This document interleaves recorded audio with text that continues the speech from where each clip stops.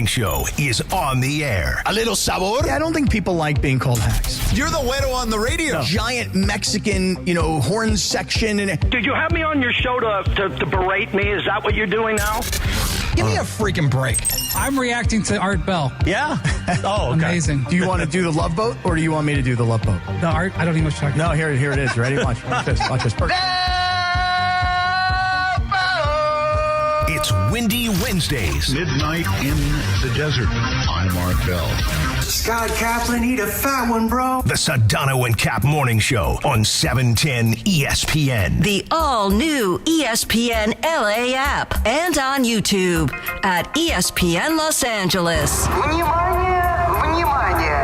We're bigger than U.S. Steel. Wow, that's crazy. Well, you want to Bit boy. Monstrous. Beto, I don't want to eat that. We did it, Dad. We did it. You were riding high on the stinger last time. Oh, big time.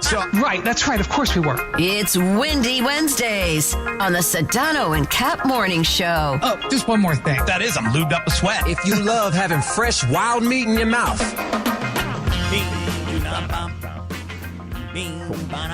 Oh, good morning. 7:02 and 40 seconds. The Sedano and Kap Morning Show is on a Windy Wednesday. On this Wednesday, the 26th of August, 2026. Whoops. Windy okay is over there, George. What happened? Did he Hit the wrong button on the chair. Oh, He almost went down.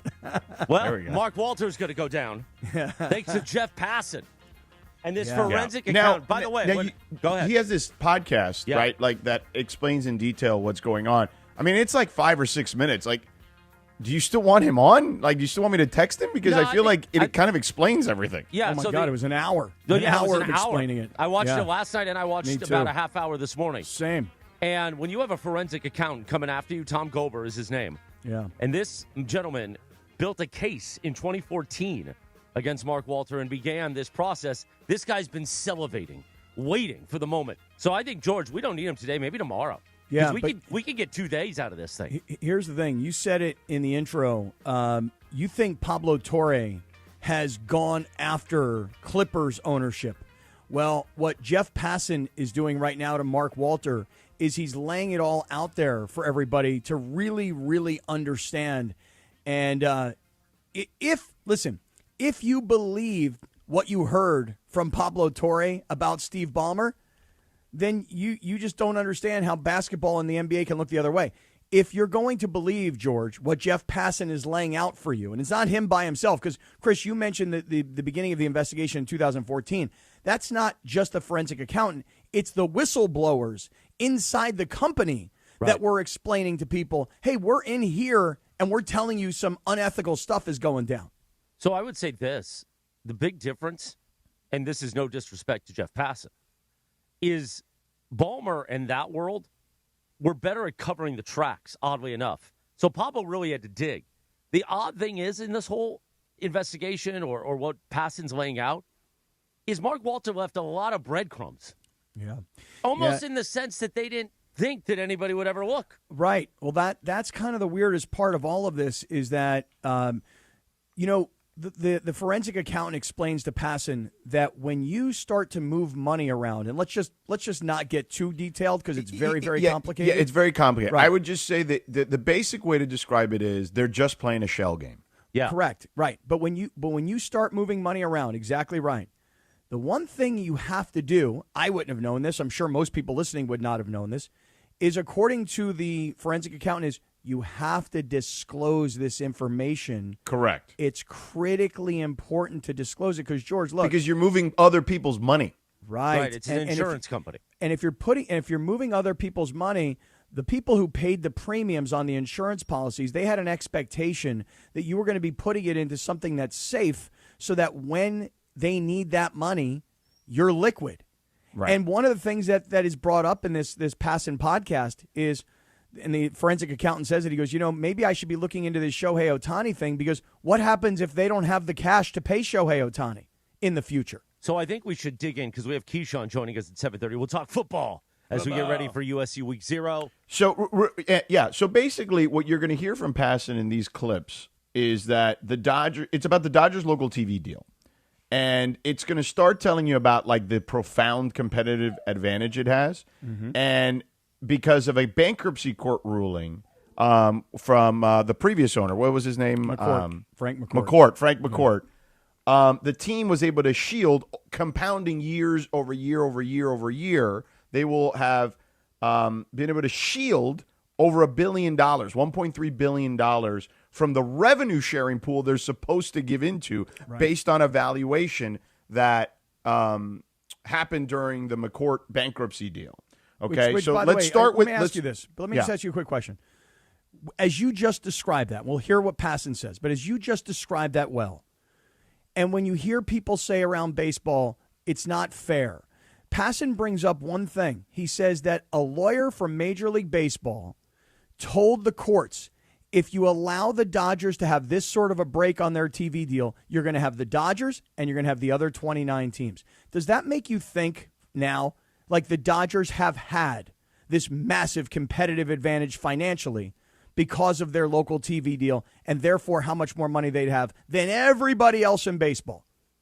It doesn't seem fair, does it? Yeah, that certainly seems apparent. But just so we're clear, Cap, what they did with their TV deal wasn't illegal. They just played the rules of the bankruptcy court in their favor, right? Yes, that's not the illegal part. Right. But to Cap's point, that's the part where because they were able to, because of that bankruptcy court hearing with McCourt, while all that was getting sorted out, they were able to shield this money from the revenue sharing, which, to Cap's point, gives them an inherent competitive advantage over the other 29 teams, including the Yankees, who own their own network, or partially own their own network, or the Mets, or all these other teams that spend a lot of money. And that money is not going back into the pool. So because of that, they're able to use that money for whatever competitive advantage they have. That is specifically in regards to competitive advantage and why we're probably going to a strike. That's a separate issue, okay?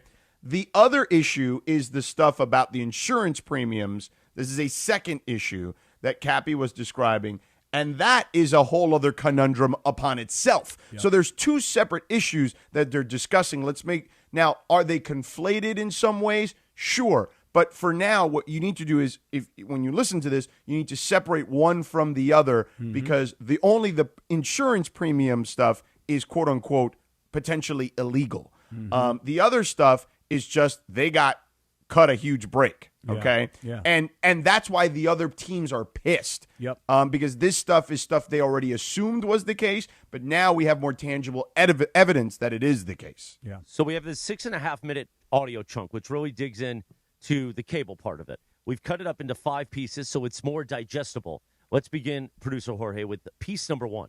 The Dodgers have already saved $500 million of TV revenue.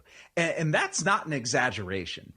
The deal that was signed with Time Warner Cable to televise Dodgers games locally was for 25 years and $8.35 billion. MLB and the Dodgers eventually agreed after negotiation that in year one of the deal, the Dodgers would pay revenue sharing on $130 million as opposed to the $84 million that the bankruptcy court said. And around that time, the Los Angeles Times reported that Time Warner was paying about $1.5 million a game for 140 games. So let's do a little math here. Assuming the Dodgers actually received around $200 million in that first season, they would have been expected to contribute $68 million to a shared revenue pool into which every team paid 34% of its local revenues.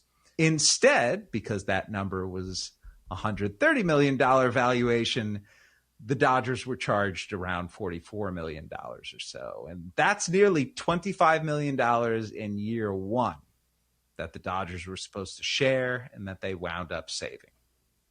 So that is piece number 1. Right. So there you go. So that's what we're talking about. Because of the McCourt situation, they were inheriting all this debt, right?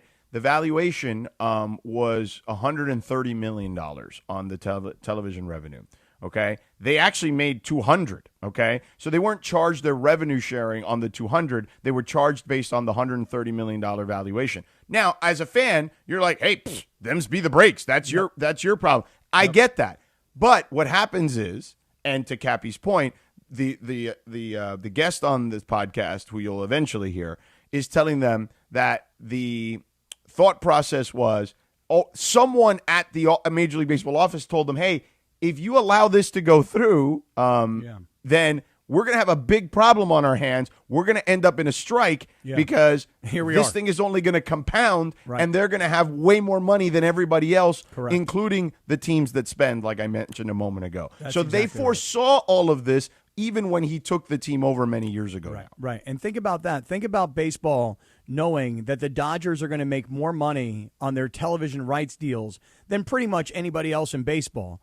But yet they don't have to pay their fair share. So if you're the Cincinnati Reds or the Tampa Bay Rays or the Milwaukee Brewers, you're like, you should be standing around going, wait a second, we're in a small market. We can't make anywhere near that kind of money on our TV deals, and yet they're not paying their full share. Therefore, baseball wasn't there to help us and protect the betterment of the entire league? Yes. Like, what was that all about? Right. So therefore, the Dodgers have an extra $25 million or $50 million or $500 million or $1 billion. They've got more money to spend on players. Over the length of the deal, 20 through 2038, they will have shielded $1.3 billion more than any other team in the sport. And when you talk about the ability to spend and also to defer money, all that stuff, it's all intertwined. And this is why you guys got annoyed at me when I said the Tarek Skubal thing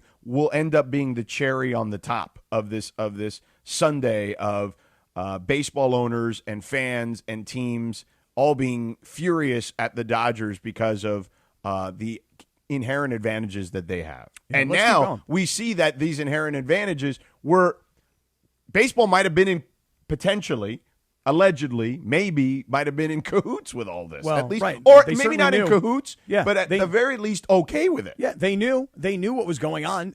Listen, if they did what they did for the Dodgers, for the Yankees, Dodger fans would be losing their minds. Holy hell too. And if baseball did what they did for the Dodgers, for the Miami Marlins, people would be like, okay, well, that's sort of socialist. It's sort of like they're bringing down the big guy to help up the little guy. They're trying to even the playing field.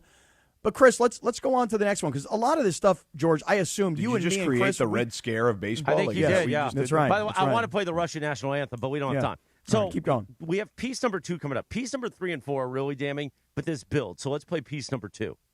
In 2017, the new collective bargaining agreement bumped the share of local revenue to 48%.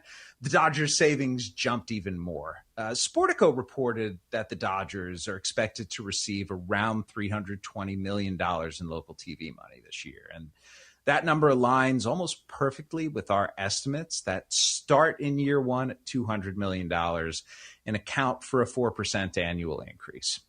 Under the rules in which they're paying full freight, the Dodgers this year would be charged around $150 million to put into that shared pool. Instead, they're expected to contribute around $100 million. You keep playing that out, and the numbers get even bigger. The final year of the deal, 2038, the Dodgers are reportedly going to exceed $500 million in local TV revenue. The savings of what they're going to pay on that compared to what they should are expected to be upward in that 1 year of $80 million.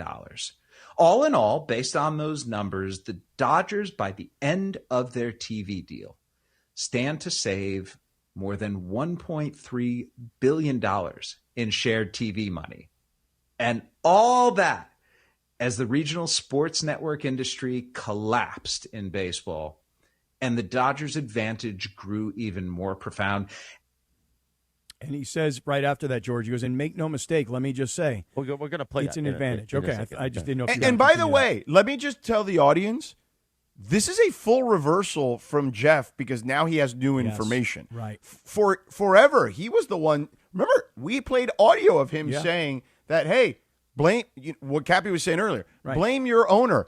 Anybody can do this. But now with this new information, now we already have the information that he's being investigated. Right. This was before that he was doing that. This is during the Tarek Skubal thing. He was very much at the forefront, like, hey, anybody else could have done this. All right, your owners are cheap. They should be doing what the Dodgers are doing. He was a proponent of the Dodgers doing this, and now, after the investigation, and now more digging into their television rights deal, and the inherent advantage they have, he now understands the plight of the other 29 teams. So he has changed his opinion based on new information, which is what intelligent people do. Right. I understand that. Give me a second. I understand that you're upset if you're listening to this because you feel like it's a witch hunt for the Dodgers. It's not. The information is coming out, and to what Travis said to us yesterday, you better enjoy this season. Because A, this thing is going to a strike there or a lockout. There's no question about that. And this is the main reason why. And B, yes, there is real ramifications as to who could be the Dodgers owner moving forward. Despite what Stan Kasten says, I don't believe that he understands the gravity of this situation, in my opinion. Well, he's just got to do what he's got to do. He's now, got to say Chris, the right I thing. don't think we need to play all the other cuts because it's just basically kind of repeating itself in a lot of ways. I think that we should play the last cut after we do the Valvoline read. So follow me here. Let me do Valvoline here. It's 7:17 in the morning. You know what you could have done since the Sedano Kap morning show began? Well, go see our friends at Valvoline Instant Oil Change, home of the 15-minute drive-through oil change. Visit SoCalOilChange.com for a location near you. And then, why don't we talk about Pizza Hut for 60 seconds? We're going to combine here so we create more time at the back for Keyshawn, because Keyshawn's got junk in the trunk.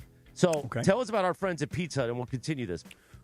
Well, I would love to, as a matter of fact. Starting off with this, when I was younger, as I'm sure many of you were as well, when you got done with your Little League games, or it was a Friday night, or maybe even it was just like lunch, because they used to have, back in the old days, Pizza Hut would have that red roof standing building, right? That freestanding building, that brick and mortar spot where you would go in and you'd have the full Pizza Hut lunch buffet. Well, all of that nostalgia is really coming back. All the birthday parties and, like I said, the Little League games, everything's kind of coming back.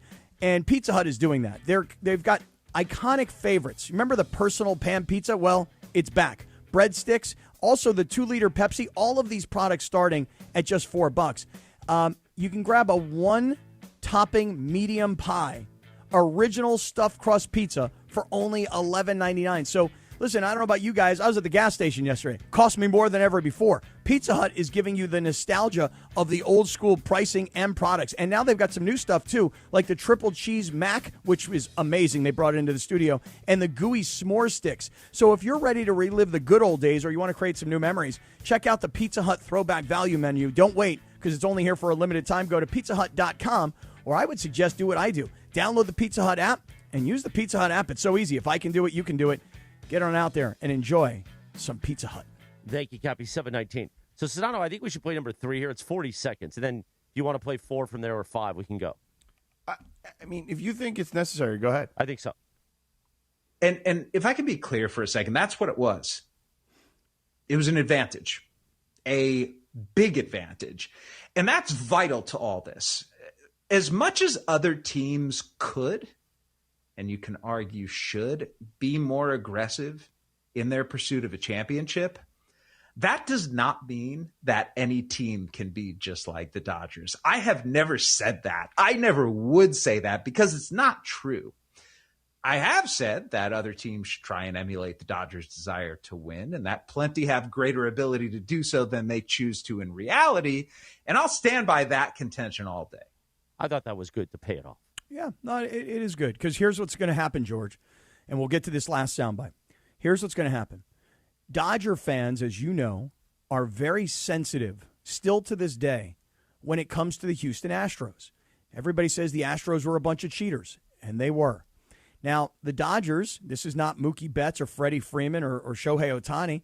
The players are not cheaters, but what people will look at the Dodgers ownership across the board, TV rights deals, and their break that baseball gave them, and all of the moving of money from Mark Walter that was not disclosed, that was a much greater percentage than was supposed to be legally allowed. People around baseball are going to look at the Dodgers, and you know what they're going to call them? Cheaters. They're going to call them cheaters. Yeah. And it's not the players who cheated by banging on garbage cans. It's the perception that the owners allegedly cheated the system to make the Dodgers significantly more dominant than everybody else in baseball, regardless of what happened in Game 7 last year against Toronto. Right. Now, I think clearly the most now this new revelation of the television deal, it just reinforces again why the other 29 teams are furious at the Dodgers. It was what they believed to be the case, but it's actually worse in regards to the way they had a competitive advantage. Separately, the Mark Walter federal investigation obviously is really where we should be diving into further, even though Jeff's revelation on the television deal is important, an important piece of information. The federal investigation is where it's really going to get challenging for the Dodgers. Now, I know he's got a couple of clips on that, right, here on the back end? So the back end is about how the shell companies, to use that word, control the TV thing. Oh, right. So in that, right. Okay, so they do. Right. That's right. So basically what happens is the insurance companies that the money that he used from those premiums not only allegedly went to the Dodgers as a team, but also they took over the debt of the RSNs. So these people's premiums were not only just funding the actual team allegedly, like what's been alleged, but now it also then trickles down into the TV rights that they also own, because the TV rights are owned partially, the debt is partially owned by some of the owners of the Dodgers. Well, yeah, let pass and tell it. Yeah, George, let me it's tell you, very it's intertwined. pretty clear. Yeah, but it starts to kind of meld things together. Right. Yes. Let's play number 5, Jorge. Follow-up reporting by the Financial Times said that in turning the Dodgers TV rights into a debt deal, in essentially selling ownership of something that they themselves bought, Mark Walter recouped more than the $2.15 billion purchase price of the entire team. Let's focus on the affiliated investments, though. What does it tell you, Tom, that nearly $1.5 billion cash went from affiliated insurance companies right into the pockets of the Dodgers? And how would cash of that magnitude help a business like the Dodgers? Okay, so this is where I start getting upset, frankly. Policyholder money is used initially to make the purchase, to aid in making that purchase, and that was in the form of debt instruments. As we go forward and the Dodgers begin creating significant revenue streams, we aren't seeing that benefiting the policyholders. And in my professional opinion, we look after the policyholders first, right? That's where all the premiums come from. So in this case, it looks like policyholders help get the thing started, but all they're going to get back is their payoff on the interest on the bonds, whereas Walter and other investors will get that cream off the top. Mm-hmm. So that was number 5. If you want more detail about the individual companies, that's cut number 4. Yeah, but can I just say one thing? If you're just listening to this for the first time, if you weren't like the three of us and you weren't watching an hour of Jeff Passan's deep investigation yesterday, if you're just hearing what was just said, think about it real simply, okay? You pay your insurance premium, and the person who owns the insurance company or the entity that owns the insurance company, they took your money, they moved it over here to another entity, by the way, that they own. You, as the person who paid the premium, you're good. You're fine. They're going to pay you based on what the gentleman just said, the bonds. You're going to get your money eventually, okay? But you, as the person who gave the money, who paid the premium, you are not sharing then in the massive upside that your money helped create. So if you paid $100 on your premium, and based on what Mark Walter did allegedly with your money, your $100 should be worth $1,000. You're only going to get $150, but the other $850, you know who has it? Is going to them. He's got it. Yeah, it's going to them. You gave your money to him, and he made a lot of money off of your money, and you don't get any of it. He gets all of it. Right. That's what this sounds like. Yes. Dirty. Oh, it's dirty. And the other voice, Tom Goldberg, who's the forensic accountant. Now, Cappy, you've been through some stuff. Mm-hmm. You know, when you hear the term forensic accountant, get scared, man, because they are looking and they're going deep. They're going to dig, man. Right. You need some sort of proctological examination, that's the guy to do it. The proctological examination of your finances, which is never good. Boy, you don't want them looking up there. There's breadcrumbs everywhere. It's not like it was secret. It was all out there. Yeah.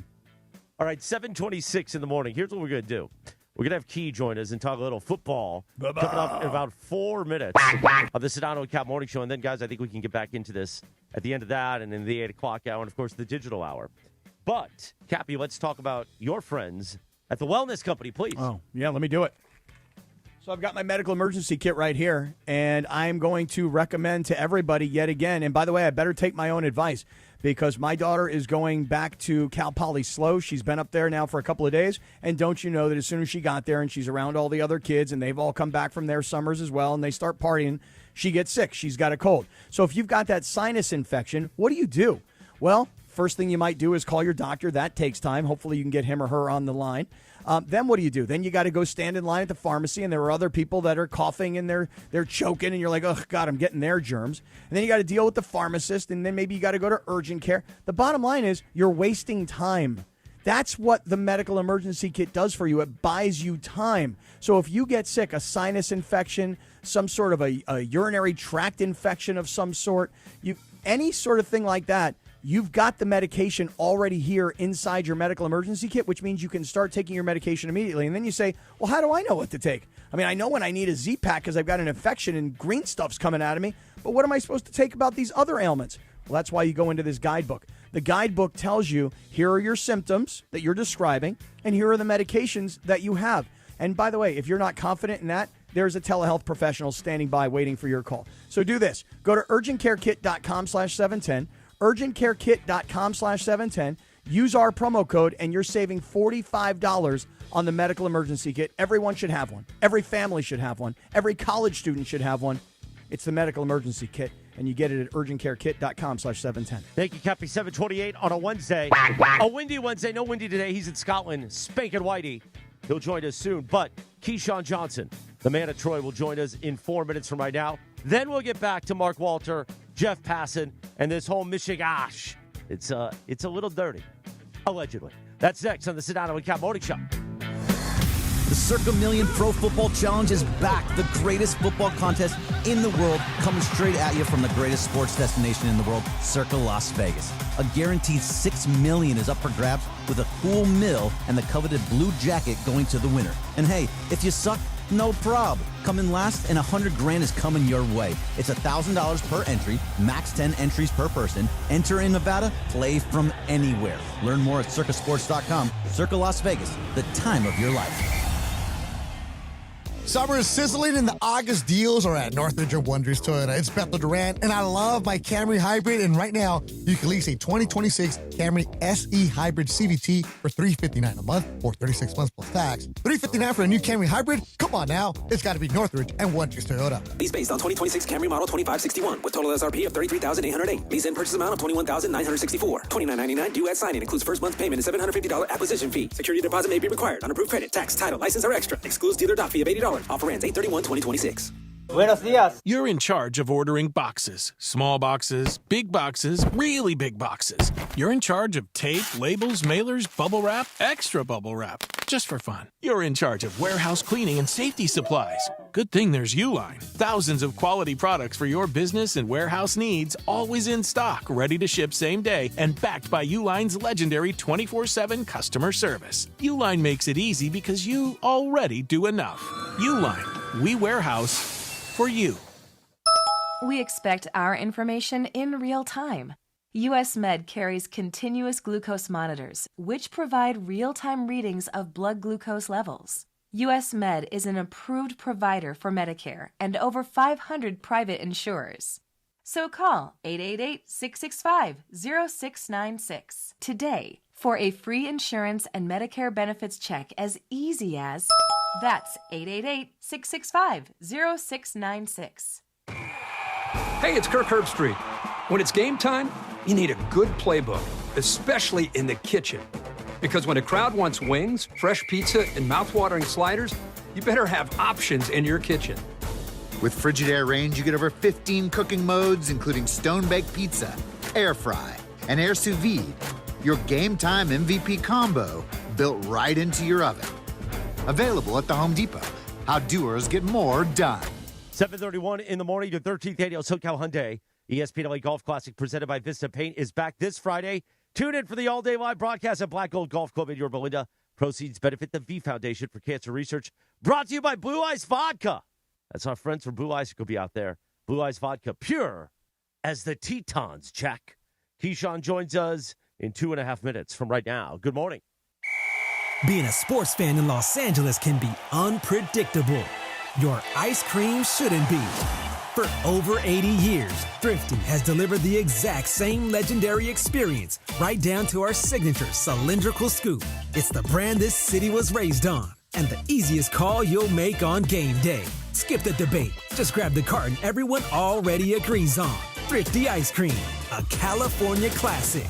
Available at most major retailers. Get early access to Labor Day savings at George Chevrolet. Hey, it's Chris Morales. Right now, lease a new 2026 Chevrolet Equinox LT for just $179 a month plus tax for 36 months with 4,444 due at signing. Visit George Chevrolet off the 91 freeway, Lakewood exit in Bellflower, or GeorgeChevy.com. Chevrolet, together let's drive. Offers on approved credit through GM Financial and required per Chevrolet lease and household, plus tax, title, license, registration, and government fees. Amounts due at signing include $85 DO doc fee. Vehicle subject to prior sale. Equinox VIN number TL530234. One of each at this price. Offer ends 8/31/2026. Call 866-949-4805. Guys, Pizza Hut takes me back old school. Birthday parties, Little League, Friday nights. There was always something special about the Hut. Now, celebrate again with Pizza Hut's new throwback value menu.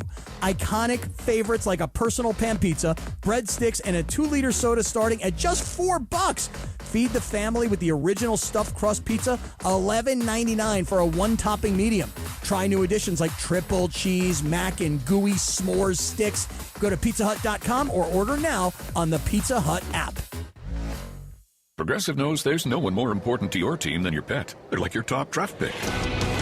And it looks like Chuck has selected Pepper the Corgi. Bold pick there, Deborah. Yeah, Rich, Pepper has a high ceiling for sure, but he does have a tendency to bark at every tree. Yeah, he brings a lot to the table, but also takes a lot off of it, especially when it's been left near the edge. Nothing left to do now but suit him up for the dog park. Protect your top draft pick from injury and illness with Progressive Pet Insurance. Get a quote at Progressive.com. Progressive Casualty Insurance Company affiliates and third-party insurers. Not available in all states or situations. Covered subject to policy terms. Winning football teams have a playbook. Winning businesses? They've got Robert Half. Because when your star player's out or the workload blitzes, you need the right move fast. That's where Robert Half's specialized recruiters, together with their award-winning AI technology, step in, matching companies with skilled contract talent across finance, tech, legal, and more. It's depth on your bench. It's keeping the drive alive. Visit roberthalf.com/talent. At Robert Half, we know talent. And it is the Sedano Kap Morning Show on ESPN LA. You know we love our thrifty ice cream, and we love giving you the scoop. The scoop on everything. On sports, on fun and frivolity, the scoop on the Sedano Kap Morning Show. Always presented by our friends at Thrifty Ice Cream. Serving up SoCal's sweetest moments. Since 1940, we keep rolling. The Sedano Kap Morning Show on ESPN LA. 7:34, good morning. Yes, the scoop. Thrifty Ice Cream. We're going to be sucking down Thrifty Ice Cream Friday at the Black Gold Golf Course for the ESPN LA Golf Classic. Well, we lost her yesterday at the age of 80 years old. Crazy. Pure as the Tetons. The great Dolly Parton. Cappy? 80 sounds old to some people, but I'm going to tell you guys right now, it doesn't sound that old to me anymore. My dad is 78. My girlfriend's mom is like 82. I got a really, really close friend of mine who's 85. I mean, 80 just doesn't sound that old anymore. Yeah, it was pretty sad, man. I didn't know. I mean, was she sick? I mean, do we know? Well, they said that she got cancer, and they Oh. said that it happened very, very quickly. So, it could have been like one of these things where 6 months ago everything was normal, and then all of a sudden you go to the doctor and you find out you got cancer, and before you know it, you're gone. Terrible, sad story yesterday. Rest in peace, Dolly. We love you, and just Amen. an amazing human being and an incredible soul, and all the help she did. All right, we've talked about this Mark Walter mess and the television part of the whole aspect. We'll continue that. I believe a man who knows how to hide money as well. Oh, really? Wait, what? Don't say that out loud. Are you crazy? Listen, I used to be part of Keyshawn Inc. I understand. He's on the Hard Rock Casino Tajon hotline. In fact, I think he might be bringing me back into Keyshawn Inc. eventually. The one and only, the number one overall pick, the LA's native son, the one and only Keyshawn Johnson joins us now. Good morning, Key. What the hell is wrong with you, man? I mean, seriously. Right. Tell him, Key. Like, seriously. Like, for real. I don't need them coming after me. Don't tell these people that. Well, you only got like 55 LLCs. Come on. Jesus, this dude, man. Yo, man, why is he all up in your business like this? I know. Right. Before you know it, you're going to be featured on CNBC, dude. Look, it ain't no business to be in, Sedano. It's just ridiculous to put false narratives out there so that now you can have people digging in the trash can trying to create noise. As you notice, that's what they do all the time. When something comes up, the first thing they do, they twist it, turn it into more than what it is. By the time the internet get it, Sedano, and it gets back to you and Cap, that thing is stretched from here to Texas. Yep, right. Then it'll be like, yo, Key's been ripping people off for 2 decades. Allegedly. Yeah. Yeah, it's Keyshawn, we've been talking this morning about this Jeff Passan report on Mark Walter, the owner of the Dodgers and the former owner of the Lakers. And even this morning, as we're talking about it, Jeff Passan has made so much news that I'm telling you guys right now, CNBC is all over this morning, and Mark Walter is denying the fraud claims in this federal probe. So that's probably what you're supposed to do, is you just deny. Well, what the hell else is he supposed to do? What's he going to do? Go, guilty, you got me, you busted me. What are you guys? I'm never coming on here in the morning. This is too ridiculous for me. Can you call him the former owner of the Lakers? You can now, yeah. I mean, it's not official technically, but you can, yes. Oh, so it's signed, sealed, delivered. There's no genie bus trying to. Well, no, that stuff that stuff's different because that's just a minority share. But they have an agreement, right? Like Bob Iger and Kushner have an agreement with him. It does have to pass through the other owners. It'll happen in October. But considering, Key, as you know, Bob Iger negotiated 3 or 4 different television deals over 20-something years at ESPN and Disney with the NBA, I'm pretty sure they're going to approve him. Yeah, that and all of this news right now. That's the same thing. I was talking to Jerome Stanley. We were having conversations about this, and I kept saying to him, well, what if they don't? He goes, no, they will. But they might not. Right. He goes, do you know the amount of money that Bob Iger has put into NBA owners and NFL owners' pockets in the last couple of decades? Yep. They're going to, this is no problem. We'll take care of this for you. Well, the other side of it, though, is that the NBA owners in the league is going to be like, wait, we have an opportunity to get him out of here given these federal investigations that are going on. Check that box, number one. Yeah. The second box to check is, you don't want that heat if you're the NBA. But the second part of it, because if you're an owner, you're a billionaire and you love to hear about the money. The second part of it is, wait, he sold the Lakers for $12.5 billion a year after buying them for $10. That means everybody else's valuation just shot through the roof. And so they're like, get him out of here and get us all more money. That's what's going to happen. Yeah, no problem. I don't necessarily know what's going to happen with the Dodgers situation, but what I would say as far as the Dodgers, who went down last night 4-3, I just think that. I mean, get Key the organ. He's breaking down Dodgers losing to the Braves. That's where the organ all started. It was Key's organ back in the day. It was Key's organ originally, yes. So that's a big organ, too, by the way. I can break it down. Look, I give Tyler Glasnow a little bit of a break because he's coming back off. Look at this. Whatever, a little bit of a break. But anyway, what I was saying is the reason I would feel bad for the Dodgers in this situation is in our fan base is because he, as an owner, has done on field. Forget if his bank account looks one way versus what people say it is. He's done right by the Dodgers organization on the field. Right, and with the fans and all of those sort of things. So to see him removed away from that, how does that affect our on-field performance going forward, bringing players in, signing? Because you got to think whoever is handed that team, will they do the same things that he's been able to do over the last however many years? Yeah, and the answer Key, is probably not. You can't see this because you're on the phone right now. But the picture they put up in the bottom of the screen on the lower third of the YouTube, it says Keyshawn Johnson, son of Troy, USC football legend, former ESPN LA morning host. And it's a nice picture of you with those pearly whites smiling, but holding a bunch of cash. Like, what are you guys doing to Key? Dude, $1 bills. I mean, where are you going with that many $1 bills? I know where I'd be going with that many $1 bills. Yeah, I don't frequent adult clubs, if that's what you... Not anymore. I didn't say that. Yeah. I mean, I didn't say that. So, Key, let's talk some football here, man. Let's talk USC real quick. Now, you and I have had these conversations. You know how I feel. I feel like this is their chance. Like, there are no more excuses to me, okay?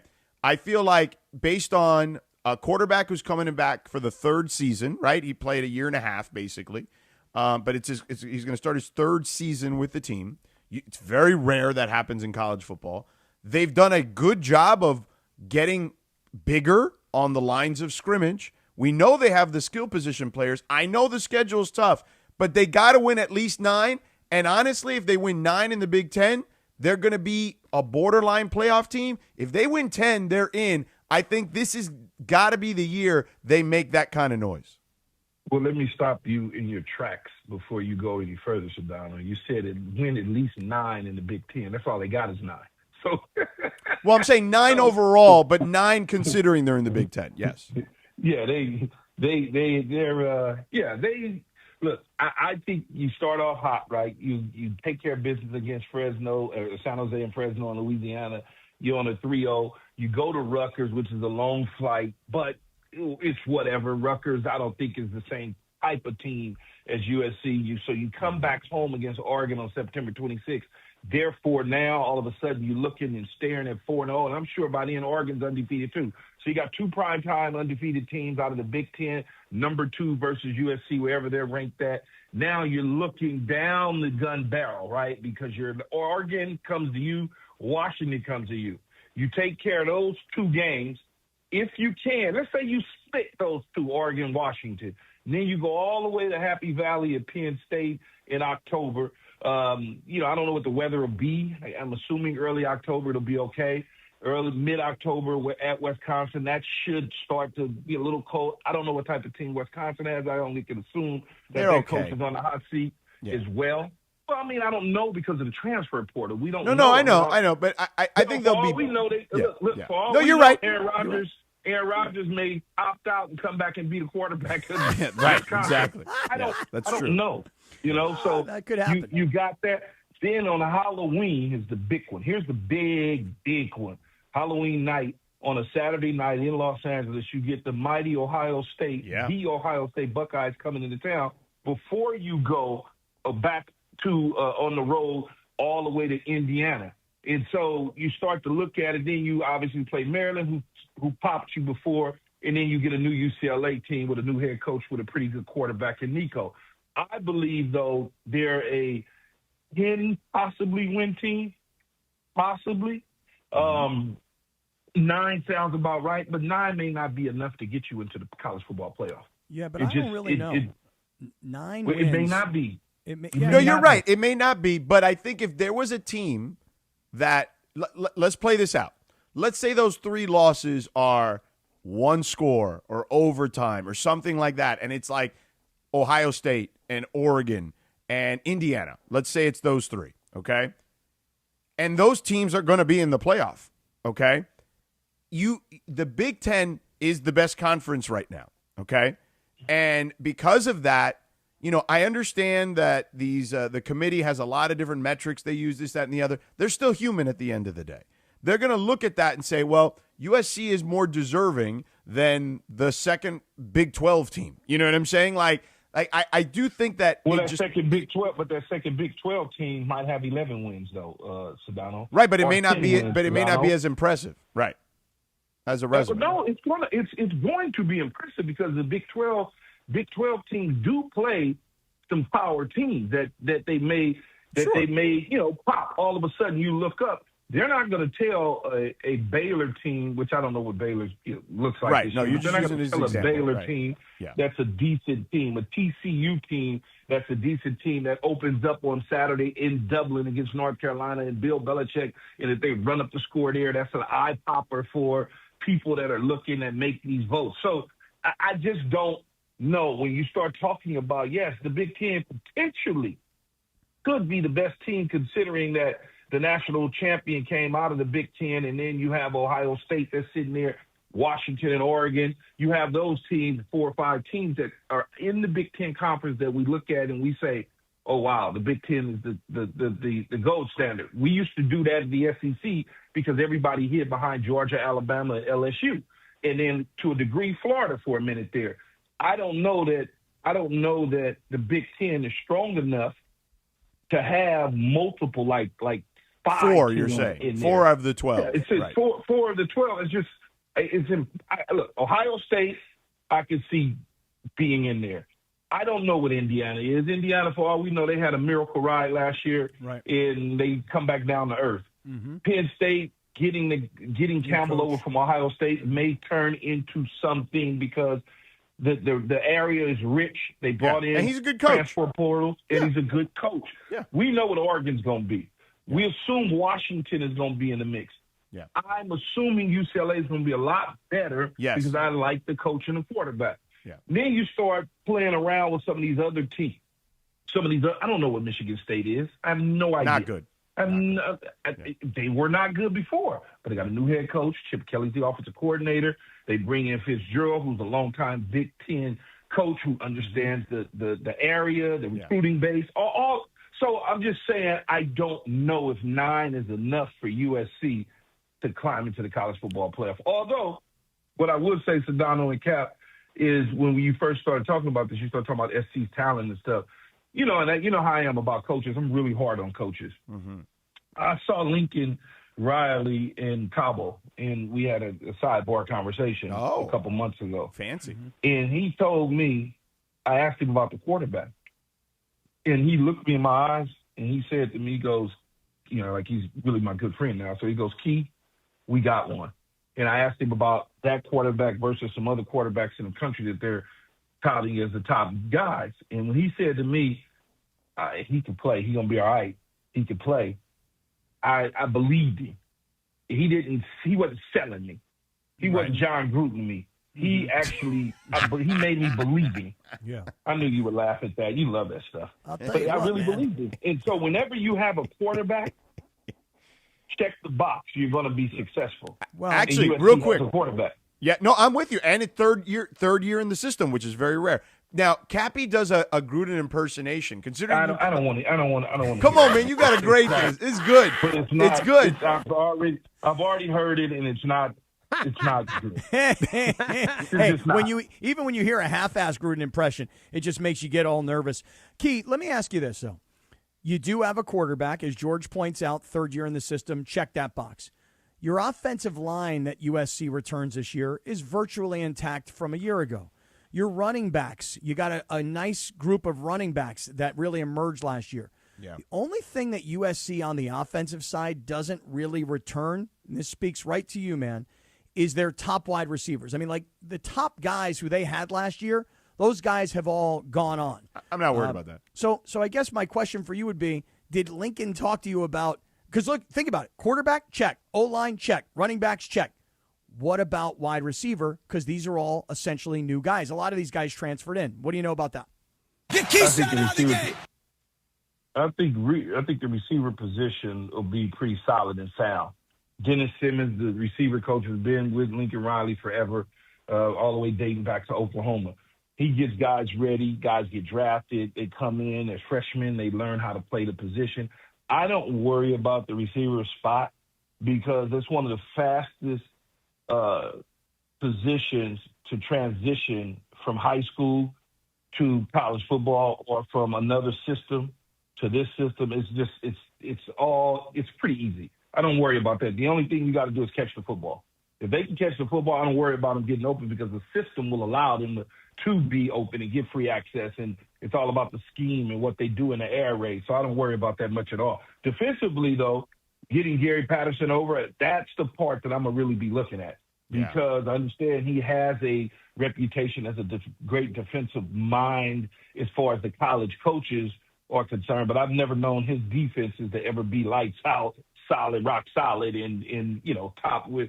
When I think about defense in college football, nothing comes to mind like Kirby Smart.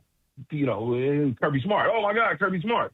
Defense. I don't know. I don't know if that's Gary Patterson or not. I have no idea. Yeah. When you look at, he had some good ones at TCU. They've kind of flipped because Sonny Dykes more an offensive guy, but when he was there, their defenses were pretty good. You could name me one top defensive player from TCU. But they were right. He didn't have like a standout guy, but what he had was a good system, is what I would say. Well, I think the point is that Georgia was pumping out first round picks. I mean, that's I got you. Right. Georgia has just tons of NFL talent. Yeah, I don't know. So when you think about when you point to a coach, when I think about Lane Kiffin, it goes to his offensive mind, right? In the way that he manipulates things. When I go to Kirby Smart, it's about the defense, right? He was solid and sound as a defensive mind. I don't know what that was at TCU. I just don't. I don't know. And it's not that it won't be at USC. I just don't know, and I got to wait and see. So we'll have an opportunity this Saturday at 12 noon, kickoff from the Coliseum to see them play against the San Jose State team that I think is only returning 2 starters on the entire roster. So. Right, yeah. And their quarterback went to Duke, so he's not even there either. So their quarterback left and went to Duke, and then they stole Hawaii's quarterback. I think that's right. I think that's how that. No, Hawaii. They took the backup from Hawaii. The starter is still there. They took the backup from Hawaii. Okay, all right. Yep. I knew it was something like that. Yep. But everything's good on my end. How are you guys?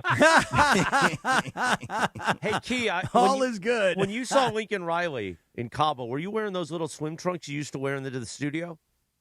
Those little ones? Little swim trunks. Yeah. No, I was not no, we were not wearing little He used to wear board shorts, not little swim trunks. Yeah, but one time he wore little swim trunks and you could see I everything. wear board shorts now. I wear board shorts now. You got any undies on? Board shorts, man. It's 100 degrees. Any undies It's on hot. or no? You're just going free, right? Have you ever had a pair of swim trunks on? Yeah. Board shorts? Yeah, sometimes I put board shorts. Board shorts typically you don't wear undies. Okay, right. They have another netting. Right, exactly. Well, no, some of them swim trunks. No, swim trunks have the netting. Right, swim shorts. Board shorts do not. Do not. You're nice and free. Yeah, nice and loose. Yeah, comfy. Yeah, something for the Sharks. Okay, got it. Oh God, you guys are unbelievable. Unbelievable. Sedano, are you calling any NFL games this year? I've seen you all over the NBA. Are you doing any NFL, or not necessarily NFL, any college stuff? Yeah, I've got week 0, Stanford, Hawaii. Actually, that's why I knew the Hawaii quarterback situation you just mentioned. Yeah, I'm taking Stanford -5.5. Okay. What is the line on the USC game? That's 40. 38.5. It's 38.5 unless is it risen? Yeah, unless it's risen.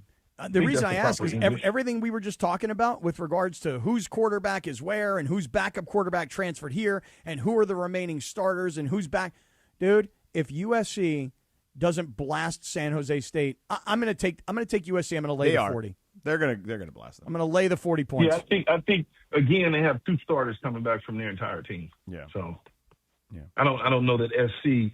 Look, it's anything could happen. SC could be up by 42 and they put in a walk-on freshman. For walk-in freshman from Miami, and the guy blows the lead because he gave up a touchdown. Anything could happen. Now, Key, this fall you're going to have a lot of football coverage on your socials and on digital, correct? I'm gonna be all over the place this football season, man. I'm like a starving student right now, right? I'm just having fun. I think the digital world has got piqued my interest more so than anything in terms of, communicating with the fan base and people about sports on my social. But you'll be able to find me in a lot of different places as far as social media go. I'm gonna be doing the White House a little bit with Michael Irvin and Netflix. I'm gonna be doing some work with VSiN out of Vegas and the betting side of the game over at Circa Casino. That's going to be fun. I did that the other night. So I'm going to be doing that every single Thursday night, live in-game bet. So that'll be fun. I'll be obviously having conversations with the crew over at 710 ESPN a couple times a week. That's the plan for now, unless Morales screws it up. That could happen. That could happen.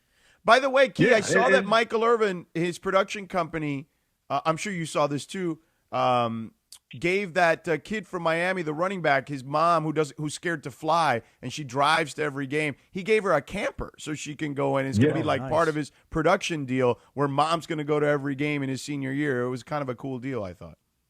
No, that was amazing. That's fun. All outdoors. I wish it was around when my mother was alive and I was playing college football, because my mom drove. Well, they would drive everywhere. They would rent the cars and they would drive everywhere. But they drove to the Cotton Bowl from L.A. to Texas one year. They used to drive all the way up to Corvallis, Oregon, Pullman, Washington. Yeah. Imagine if they had to drive to Rutgers. Imagine driving to New Brunswick, New Jersey. Well, we would have figured out how to get those plane tickets. Well, to that point, Michael told the story I saw on his. We would have figured that out. Oh yeah, for sure. Michael told the story, Cappy, that Mark Fletcher's the kid's name, the running back. His mom drove. Remember when they played Cal 2 years ago? Whatever oh my God, it was? no, she did She not. drove from Miami all the way to Berkeley. Oh my goodness! By the way, Michael Irvin was with us out at Rams training camp. This is about 3 weeks ago or so. The playmaker. He was amazing, and it's so funny, Key, that you mentioned that you're going to be working with him, because that was like the first thing I was going to say. Why don't you and Michael Irvin hook up? You guys would be great together. So glad to hear you guys are doing some work together. Yeah, I'm gonna be working with him a little bit. We've worked together in the past. We worked together in the past, and it's been fun. Now you're gonna get those little twisty little dreads he's got going on too, or what? Are you gonna grow those out? Yeah, I have no comment. I plead the fifth as far as Michael's hair goes. Freaking Michael's like 60. I think he turned 60. Again, Cap, I plead the fifth. Yeah. He looked good, boy. I'll tell you that. There's those little twisty, little twisty dreads. I like that look for Mike. He looked great. Yeah, that works for him.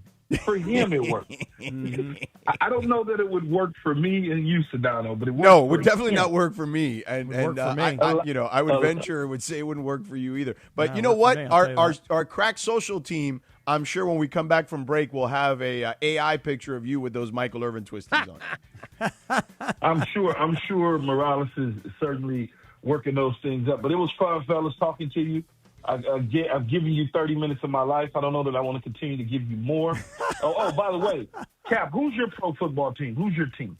The Rams. That's my team. Oh, are you saying that because they're listening, or are you saying it because that's truly your he's team? like a free agent every year. What happened to me was I was a Charger fan until they moved out of San Diego, and the best thing that you could do to hurt the Chargers was to become a Rams fan. So in 2016, that's what I did. I became a Rams fan. Okay. Keyshawn's got to run to an important call, apparently. I think he's setting up another LLC. Key. Man, come on. Leave that LA's man's money native alone. son, the great Keyshawn Johnson. Have a good day, Key. See ya. All right, bye. Key on the Hard Rock Casino Cajon hotline. We approach 8 o'clock at KSPN Los Angeles, a Good Karma sports radio station.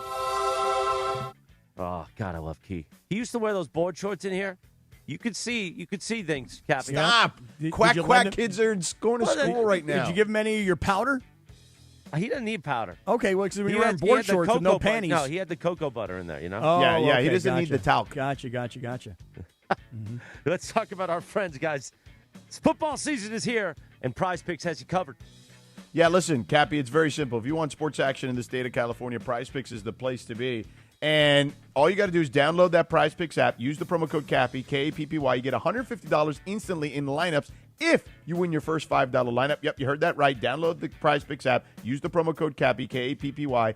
You get $150 instantly in lineups if you win your first $5 lineup. And it's a scorching sports summer, Cappy, and you can make all your picks on Prize Picks. You got baseball going on right now. You got women's basketball. You got preseason football. Here comes college football this weekend. I hope you've been saving up all your money, because now you can make a lineup with your player stats. You know, I always talk about taking Ohtani for a home run. He was so close last night. He had that triple. And then I take Machado for a strikeout. I play that every day during the baseball season. But when the football season comes up, then I'm looking for better plays. But the thing is now, it's not just the player stats. You can pick game winners, spreads or totals, and you can put all of your plays together under one roof. And by the way, George, you always mention you want action in the state of California. But we have a lot of listeners and viewers on YouTube or on the mobile app in other parts of the country. Prize Picks is now available in all 50 states. Wow. Yes, including California, Texas, Georgia, and Florida, darling. telling you right now, anywhere you are, you can now play on Prize Picks. Yeah, so download the Prize Picks app. Use the promo code Kappy, K-A-P-P-Y. Get $150 instantly in lineups if you win your first $5 lineup. You heard that right. Download the Prize Picks app. Use the promo code Kappy, K-A-P-P-Y. Get $150 instantly in lineups if you win your first $5 lineup. Prize Picks, America's #1 sports picks app. Thank you, gentlemen. 8:01 in the Southland on a windy Wednesday. Today, a key Wednesday. Thank you to Keyshawn Johnson. When we return in 3.5 minutes from right now, we'll keep rolling. More on Mark Walter, the Dodgers, and the whole Michigash. That's next on the Sedano and Kap Morning Show. This is the story of the one who keeps multiple buildings running smoothly day after day. Plumbing that flows, HVAC that hums, cleaning supplies that keep surfaces sparkling. That's why she counts on Grainger. With easy reordering online and 24/7 support, Grainger helps her keep the products she needs on hand. So shelves stay stocked and buildings stay ready. Call 1-800-GRAINGER, click Grainger.com, or just stop by. Grainger, for the ones who get it done. Back to school starts now. Get long-lasting battery life on the Dell XPS laptop powered by Series 3 Intel Core so you can work from anywhere. Now starting at $699 with exclusive student pricing starting at $599. Complete your setup with savings on select monitors and must-have electronics and accessories. Limited time deals and free shipping on PCs and more await you at Dell.com/deals. That's Dell.com/deals. The final bell rings and suddenly it's go time. Homework, practice, traffic, tutoring, carpools. Sound familiar? I'm Sewell Cravens, and you know what I didn't mention? Dinner. At my house, I don't stress because Wild Fork Meat and Seafood Market helps busy families like ours get an A+ at dinner time. Check out these back-to-school specials at Wild Fork Meat and Seafood. New York pork chops, $2.80 a pound. My two girls love the mac and cheese, and so will you. There are 11 Wild Fork Meat and Seafood markets in SoCal. Check out wildforkfoods.com for the one near you. Oh, hey, Sarah. Did you hear my daughter Katie got Camper of the Week? That's a big deal. We got a big deal, too. Right, Mom? Honey, shh. What's that? Okay, that Hyundai Santa Fe, I only paid. Nice. Deal's so right, it almost feels wrong. The Hyundai Getaway Sales Event. Get 0% APR plus 0 payments for 90 days on the Tucson, Santa Fe, or Santa Fe Hybrid. See your SoCal Hyundai dealer. Offers end September 8th. Call 714-568-7676 for details. 8:03 in the Southland. Good morning. The 13th annual SoCal Hyundai ESPN LA Golf Classic presented by Vista Paint is back this Friday, Jack.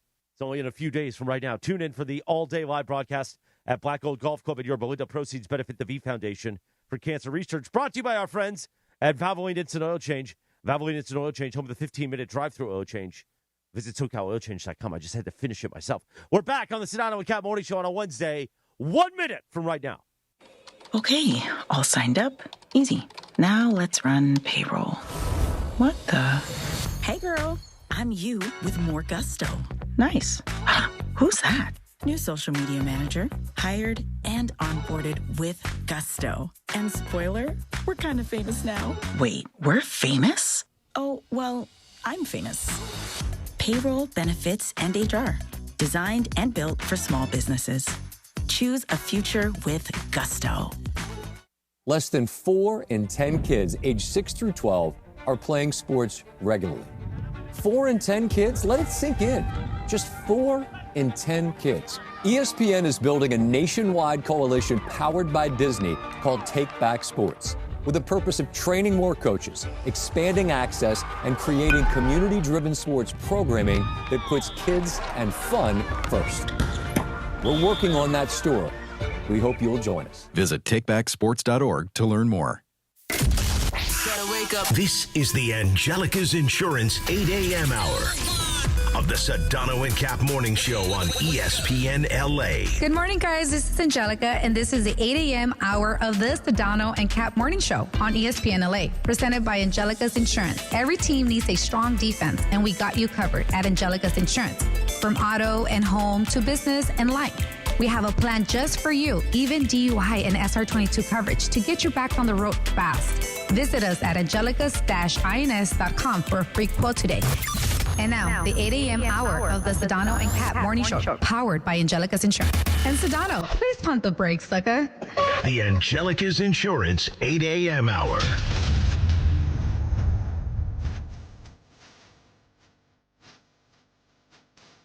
8:06. Good morning. Happy Wednesday, the 26th of August.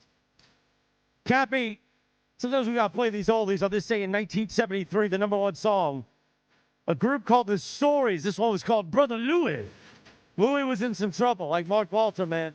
Yeah, Brother Walter. Brother Walter's got some problems. Yeah, he does. He got Jeff Passan and a forensic account on his booty. Yeah, right. Hey, before he had to worry about Pablo Torre, Jeff Passan beat him to the punch. Oh, Pablo's coming too. Don't worry. Oh, I'm Pablo's sure. on the scent too. And by the way, listen, I'm telling you guys right now, I turn on my TV in the morning and I 4-box this thing, and I've got CNBC on one side, I've got ESPN shows on the other side, and all morning long, CNBC has been going deep on this Mark Walter situation. Because, George, here's the thing. If you're a Dodger fan, and I think most people who are tuning in to us are, if you're a Dodger fan, you love Mark Walter. Why? Because he took over a team that was in massive distress at the time. The Dodgers were a laughingstock because of the Frank McCourt situation, the divorce, the bankruptcy. I mean, they were a mess, if you recall. Then Mark Walter takes over and infuses the organization with a lot of money. And very few of us care to ask, where did he get all this money from? People are like, we don't care. Just spend it and make my team a winner. Right. And so what Mark Walter has become to the Dodger fan base is he's become heroic. Oh, of course. Right? I mean, he's restored the Dodgers lore. Correct. And when you've won 3 World Series in the last 6 years and you're going for your 3rd in a row, as an owner, you are loved and adored because you gave me, the fan, what I wanted. You spent what it took to have us get the best chance to win. So Mark Walter, as an owner, is a great, great owner. If your qualification for great owner is spend a lot to help us win. For example, do you think Stan Kroenke is considered by the Rams fan base to be a great owner? Sure. But in St. Louis, he's a villain, right? Yes. So depending on how you look at these things will determine what your opinion is of your owner. In this case, Mark Walter is to the Dodger fan base a hero because he did everything that it took to win. But here's the thing. If all these reports are true, if the allegations are true, if the federal government finds that he was guilty of not disclosing certain positions, which could benefit the people who are paying the insurance premiums, and these people got screwed out of their money because he used their money for his own personal toys, he could be in massive trouble. No question. And the Dodgers, in all likelihood, I don't care what Stan Kasten says, the Dodgers will change hands. If he's guilty of what these federal charges are, the Dodgers will change hands. So we played a lot of the audio from Jeff Passan's conversation in his podcast yesterday. There was one clip we didn't get to, number 4. This describes the different companies that were set up to own the TV rights, which was that to leverage the debt, to, if you would, flow cash through things. Basically, he was moving the shells around. Exactly. And what he was doing was taking, to Cappy's point, people's money with their insurance premiums and putting it into, instead of safe assets, then putting it into his own assets, which you can do, but only a certain percentage. Right. He was putting a much larger percentage than he was allowed to by law. And then, to Cappy's point earlier, if you were listening before Keyshawn, it was the profits that were happening were not being given to the people who put in the money for the premiums. It was basically their group was taking all the profits from that. Right. Let's play that cut real quick. Here's the thing, though. The Dodgers and the Mets are the only teams with gigantic financial enterprises backing their operations. Nick Nemeth, who runs the Mispriced Assets Substack, has done a tremendous job reporting on this story. He wrote the first substantive piece that tied together a number of the elements of Mark Walter's empire. And a week ago, he reported that nearly $1.5 billion of debt issued by American Media Productions, which is the company the Dodgers created to manage their television network, Sportsnet LA, is held by Delaware Life, ClearSpring, and 3 other insurance companies owned by members of the Dodgers ownership consortium. Delaware Life has $277 million in AMP debt. ClearSpring has $310 million. Another company owned by Todd Boehly, who was president of Guggenheim Partners until 2015 and is still a prominent face of Dodgers ownership, is called Security Benefit Life and has the largest ownership of the five at $371.5 million. So Security Benefit, you see at the stadium up on the scoreboard, that logo. Yeah.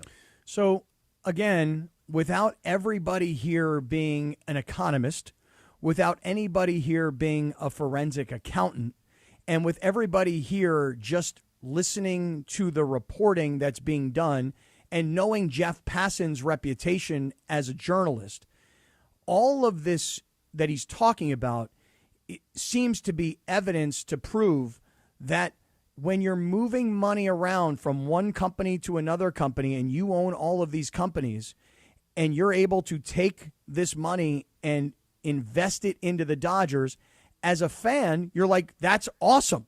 That's great. But the law would have you believe, I'm no expert on this either, that you have to at least disclose to people what you're doing with their money. Correct.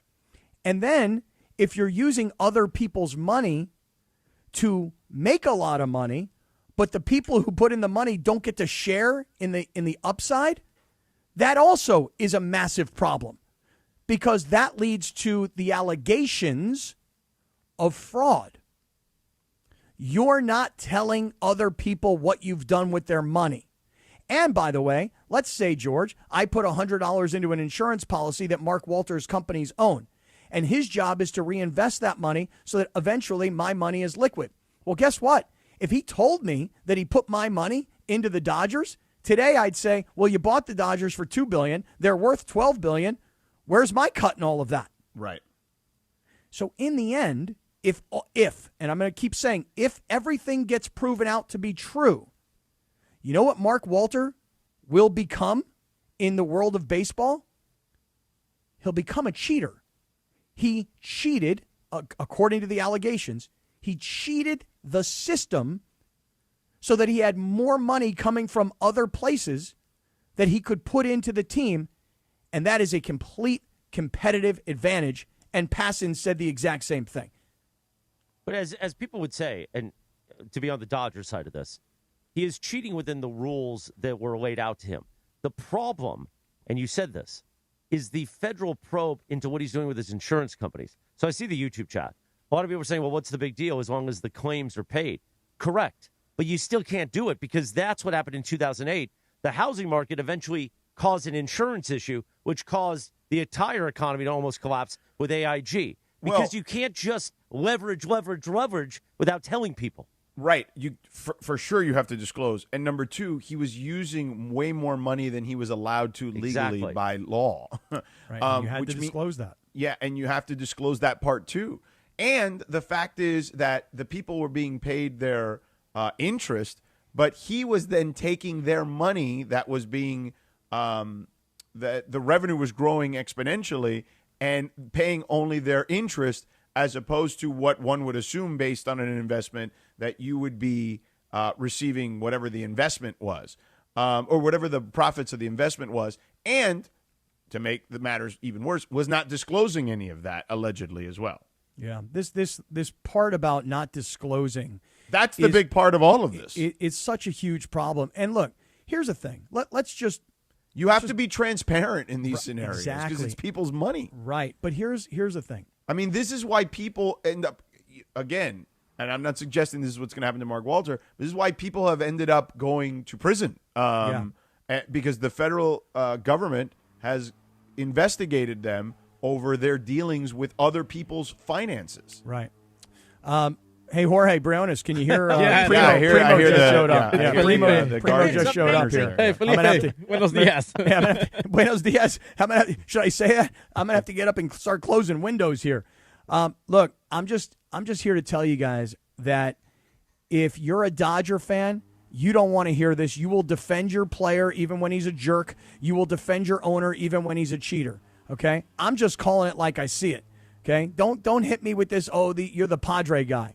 All right? I'm just calling it how I see it. Listen, I watched the Padres' new owner show up the other day, and this woman, Kwanzaa Jones, who's from L.A., she's like, we're going to win. We're going to win. We're going to win. I'm like, oh, girlfriend, please don't do that because you are very, very premature, and you are going to get ridiculed, and they will show that video 20 years from now when you haven't won. They're going to keep on showing it. I'm calling it down the middle.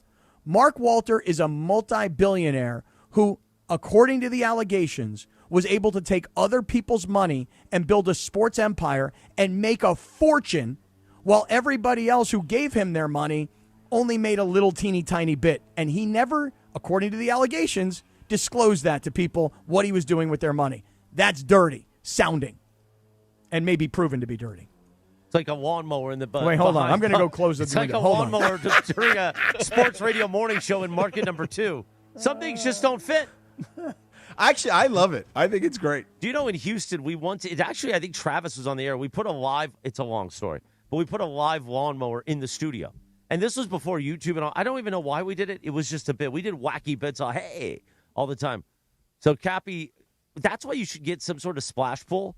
That way we could just hear splashing in the background. Yeah, I know this lawnmower stuff on Wednesdays, but I'm rarely here on Wednesdays. I'm usually in the studio on Wednesdays. Well, you decided not to come in at all this week. No, I'm coming up tomorrow. He's coming that's Thursday. Right. Oh, we need Armin. I got to confirm with Armin, our P1. Yeah. He's bringing all those bobbleheads for his birthday. Yeah, we need the those bobbleheads. Do you think you want to play Pie Face for his birthday? Oh, he should definitely play Pie Face. He got those Luka Dodger bobbleheads, and I want one of those Luka Dodger bobbleheads. And Berkey's back tomorrow from Hawaii. Oh, really? Yeah. Well, that's big news. No, seriously, it is. Seriously. By the way, Berkey would be losing. Berkey's got to be eventually reading all this at some point on his way back, probably, if he's not reading it already and losing his mind. Well, I hope that Berkey does this. You ready? I hope Berkey comes back and completely defends Mark Walter. As the Dodger lover and the crazed lifelong fan that he is, I want him to have that opinion of, I don't care that he took money from here and money from here and money from here, and it all looks kind of dirty. I don't care. He has delivered 2 World Series championships, and he's got an opportunity to get a 3rd. And by the way, if baseball is broken and the Dodgers are, quote-unquote, to blame, he don't care. Let me tell you what I got ready for Berkey tomorrow. Because last night I was in the office till 11 p.m. and it was lit. So I didn't have tons of time to chop into this passive thing. But I got like 14 things marked. Tomorrow we'll play audio that really gets in there on the Dodgers side, like Sedano mentioned earlier. So we're going to pound Berkey tomorrow. Okay, we'll get him into submission. Then we'll hog tie him. And then we'll just have some fun. Yeah. Maybe. Real quick, I want to hold this up because a few weeks ago on the show, we were breaking down those electrolyte packets you bought at the Coastal Elite store there, Captain. Right. Mm-hmm. And our friends from Liquid IV, as I hold them up to the camera, heard about this. Oh. And they dropped off a box. And remember when we talked about Liquid IV, I said the one issue with Liquid IV at times, depending on what state you're in, is it has sugar. Yeah. Well, guess what Liquid IV has? Sugar-free? Sugar-free electrolyte packets. Good. Tomorrow, I'm going to pour these directly into your mouth and into the water bottle. Okay. Thanks to our friends at Liquid IV. They brought like hundreds of them. Johnny I had a meltdown yesterday because he loves Liquid IV. He uses it every day. He was sucking on Liquid IV all day like he sucks on the Life Source tap. I understand. I'm so glad that they dropped those off because you guys have got me now to a point where I'm like, so I bought these hydration things and I feel a lot better. I feel much more hydrated. But you guys have convinced me that A, there's not enough good stuff in them, and B, I'm overpaying for them. So, hey, Liquid IV, let me try the product. I'll get back to you. I'll give you some feedback. And these things are full of sodium and potassium, the electrolytes you need and vitamins to get you back, to get you started for the day, to get you hydrated, make you feeling good so you don't end up dehydrated, especially in this summertime. Well, it's so hot. It's not even the heat. You know, I walked out of the East Central this morning. Yeah. And it reminded me of being in Houston back when I used to go to Houston every other week for 5 years of my life. Yep. It's the humidity in the morning that we weren't used to back in the day in Southern California. And that's what's like a dry heat. If you're in Palm Springs or Scottsdale, that's fine. A dry heat, I don't care. But the humidity, you feel all sticky and moist all day. Yeah, but think about like Black Gold this upcoming Friday. We're probably not going to have a lot of humidity, but we are going to have some. We're going to have some good heat. You're going to have some humidity in the morning. Trust me. Well, yeah, you probably will during the broadcast, but during the day when we're playing golf, it'll get hot. Like, listen, I look at what's going on out in the desert. I'm like, wow, 108. Oy vey. I don't want to be out in 108. But 108 dry versus like 90 humid, You walk outside and you just start sweating. You lift up your arms and you're giving other people a shower, Just By the brutal. way, Travis and I always have a tradition that we shotgun a beer together. And now I shotgun a 0.0 with him. That's a tradition unlike any other. And now that Thrifty Ice Cream, our friends at Thrifty Ice Cream are part of our family here at ESPN LA. Yeah. You and I could begin a new Golf Classic, ESPN LA Golf Classic tradition where you and I lick an ice cream cone together every year in the summer heat. Well, you are on one side, I'm on the other. It still sounds disgusting because what happens if our tongues accidentally touch? That's what they call a Friday treat. That sounds really bad. Because remember the one time we shared the hand roll and then our lips touched and I could feel your beard and your mustache all up underneath my nose? And that was the one that really got us both in trouble. Well, no, it didn't get me in trouble. It got you in plenty of here's trouble. What I said to Stephanie. It's part of the act. Nah, she was disgusted. She might have been disgusted, but it was you that was like, oh, Rachel's going to be mad. Oh, no, it wasn't Rachel's going to be mad. Rachel was furious. She don't want me and you touching tongues, bro. Do you blame her? Listen, there's a promo on right now. Mario actually asked me yesterday, you think it's okay? Speaking of Mario, I got to record something. Hey, it's me, Mario. He made a promo about, hey, you guys need a third? Oh, God. Oh, God. Hey, what's goody? What's goody?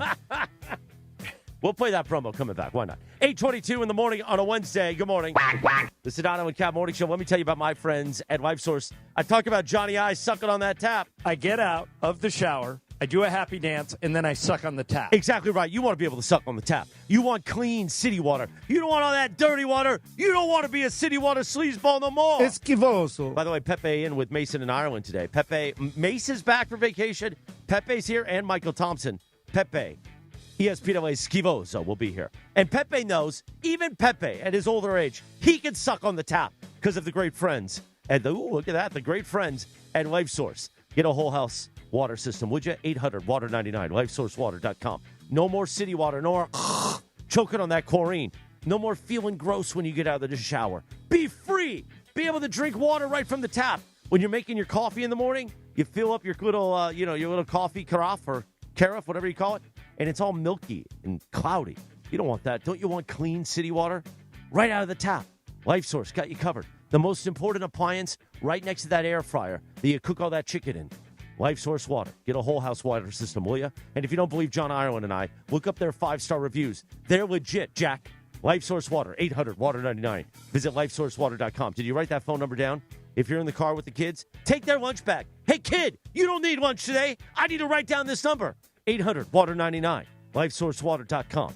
800-WATER-99. LifeSourceWater.com. Call the LifeSource California factory. Get yourself hooked up for the fall, because soon it'll be the holidays. And you want to be able to invite people over to your home and let them suck on the tap underneath the mistletoe. LifeSource Water. Taste and feel the difference. Warranty limitations apply, sucker. The Sedano and Kap Morning Show on a Wednesday.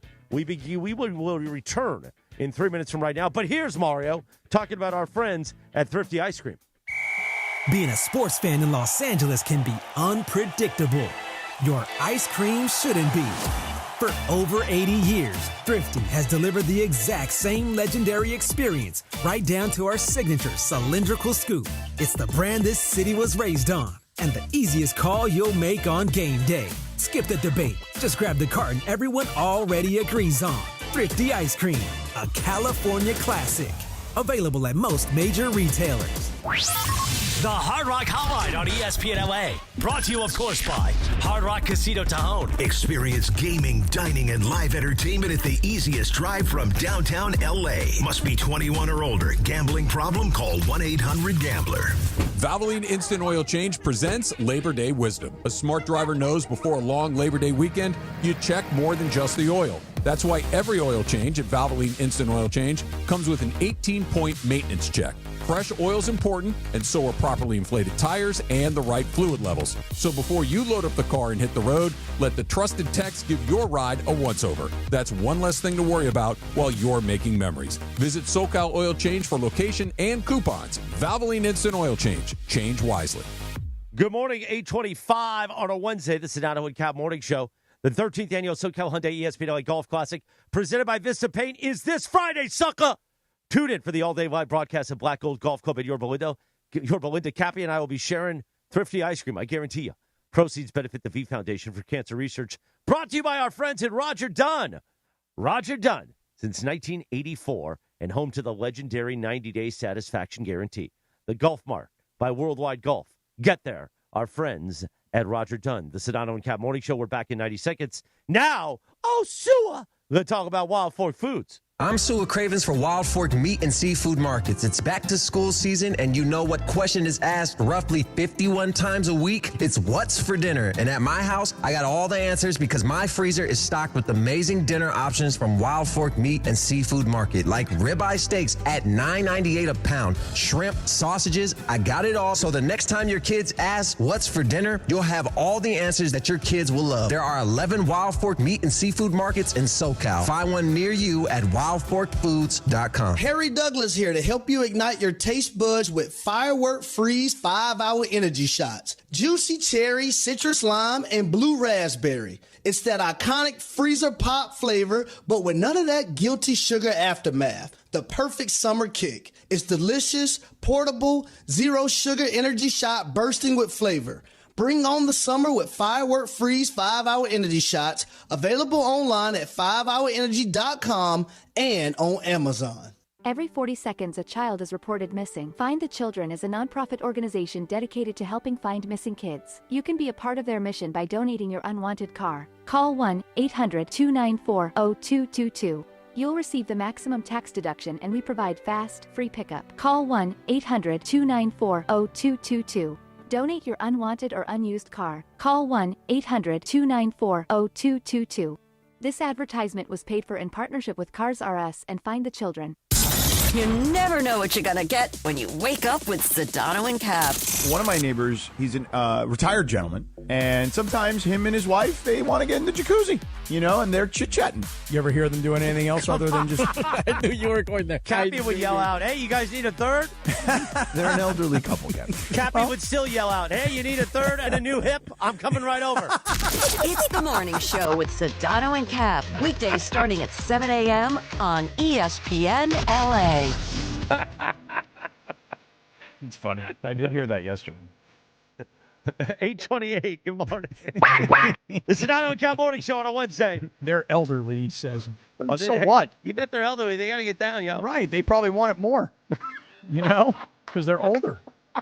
On this day in 2019, the number one song, Señorita, Shawn Mendes, Camila Cabello. What did you say?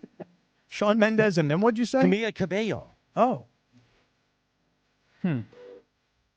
Remember this song was like, I remember this song being like the pre-COVID song. Because it was huge that summer, and then it carried over into the fall, and then here came 2020. Did 2020 really happen? Is that not just something I dreamt? I didn't just wake up and go, wait a second, the world 2020 is shut how you down? got a job here. Yeah. That's how it all started. It is how it started. What was the guy's name who used to be on in the middays at 710? What was his name? Lil Kane? Yeah, him. Yeah. That's how it started. Well, he was on the network. Yeah. Yeah. Now he's on Fox News. Never Today see is him. also National Dog Day. So Jack the Frenchie, what's your dog's name, Sedano? Dog. Benny. Oh, yeah, Benny. Benny the wiener dog.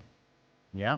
Nothing wrong with the wiener dog. Nope. It's all good. Wiener dogs they've skyrocketed in popularity. We've had them forever. Oh, you've had multiple wiener dogs. It's the third wiener dog. Really? Yeah. Big personalities, those wieners. How old is Benny? Benny, we don't know exactly, but well, actually we do. Well, roughly. When we rescued him, he was 6 months old, and they believe he will be 3 in October. Oh. Jack the Frenchie is all of 12 years old right now. And from what I understand, maybe I should talk to Kendrick Perkins about this. That's a pretty darn good life for a Frenchie. And I'll tell you, George, I mean, changing his diet has really helped him. He's lost a bunch of weight. The only problem is he diarrheas all over my office carpet. Yeah. That's sort of the issue. Did you ever get the spray? The Awesome Spray? Yeah. No, but I was told by some of our great listeners that it's available in like the 99-cent store. So I'm going, as a matter of fact, later this afternoon, there's a 99 or one of these like dollar stores, those deals. There's one not too far away. It's kind of by the Walmart, so I can, kill two birds with one stone. I'm going to both. You know what I got to get at Walmart? Batteries. It's time for new stuff. No, you don't need batteries anymore. You just USB-C charge them. That's right. You just plug it in nowadays, Briones, like you don't know. Okay. Give me a break. I got the charging station. My phone, my watch. That's all I know. Oh, really? Yeah. You don't have anything else in your Nothing charging else, station? man. No, kids can play with. Come on, man. Come on, dude. Come on. 8:31 in the morning. Good morning. By the way, did you see this story? Carlo just sent it to us in our chat. The Bus Boys, Joey and Jesse, are part of the Padres ownership group. Wow. This is unbelievable. You talk about, like, strange bedfellows, right? Like, just think about this, George. The Padres were previously owned by a gentleman named Peter Seidler, rest in peace, and his brothers. Peter Seidler's grandfather was, I'm going to say Peter O'Malley. I hope I get the first name right. Peter O'Malley, let's just call him Old Man O'Malley, grandfather O'Malley. He moved the Dodgers from Brooklyn. No, that was Walter O'Malley. Thank you. That was his dad. Thank you. Walter O'Malley moved the Dodgers from Brooklyn to L.A.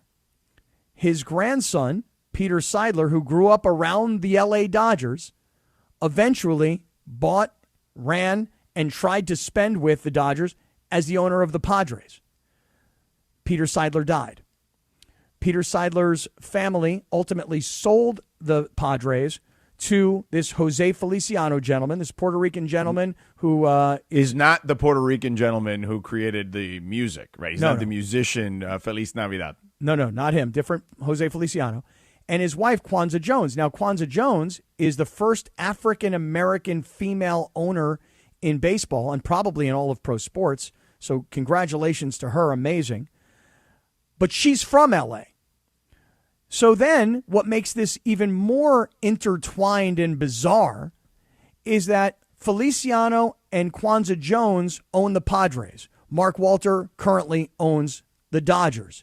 Together, these two owners of the Dodgers and the Padres own the Chelsea Football Club, with Feliciano and Jones owning about 60% and Mark Walter and his partnership owning about 25%.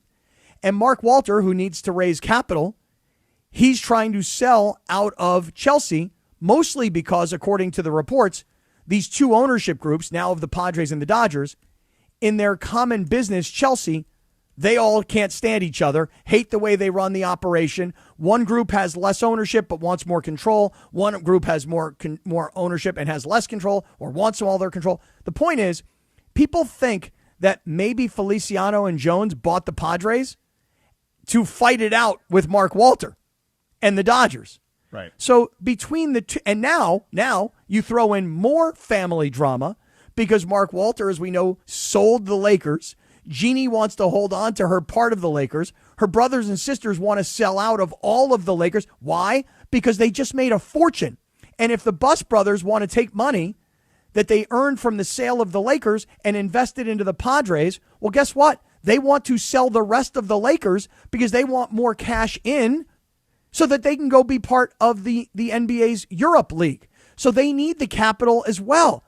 So now you have the Lakers, the Dodgers, Chelsea FC, the Padres, two different ownership groups owning the same soccer club, and now the family drama of the Buses. This is freaking beautiful, man. Is this not unbelievable? It's pretty wild. To have these organizations and these multi-billionaires and family drama all involved in Dodgers, Lakers, Chelsea FC, and Padres. Unbelievable drama. Boy, Jeff Passan ought to dig in on that. Or get Pablo Torre to dig in on it. I mean, somebody do it. I'm not going to do it. I mean, I just like the headlines of it all. You know what I mean? That is bizarre. That is wild. I guess I'm alone in all of this. No, it is wild. No, it is wild. I mean, I don't know if there's much to add beyond it's wild. Yeah. And that is weird. The Padres need to win something for it to be really wild, you know? Well, that's why the other day, this is when they had their press conference, and this owner comes out, this Kwanzaa Jones. Apparently her background going back to the early 2000s when she's leaving Princeton, she's a musical artist. So she created a song about the future of the Padres, And they actually played the song before she and her husband came in for their introductory press conference. Let's play the audio. Hold on. Let's play You got it, Jorge? You don't have it. Oh, I thought that was it. Okay. Go ahead, Cappy. So the point is, she writes this song, and the song plays to the local media before she comes in for the press conference. Now, she comes in, and she is just dressed to the nines, and she's looking great, and she's just a bundle of energy. But when I saw her press conference, and she sat up there and she said, "Oh, we're going to win. We're going to win. We're going to win. We're going to win. I hope it's sooner rather than later, but we're going to win." And I was like, girl, congratulations on owning this team. Congratulations on all of your success. But girlfriend, this is the biggest problem the Padres organization has always had. They talk before they win. From Quanza Jones.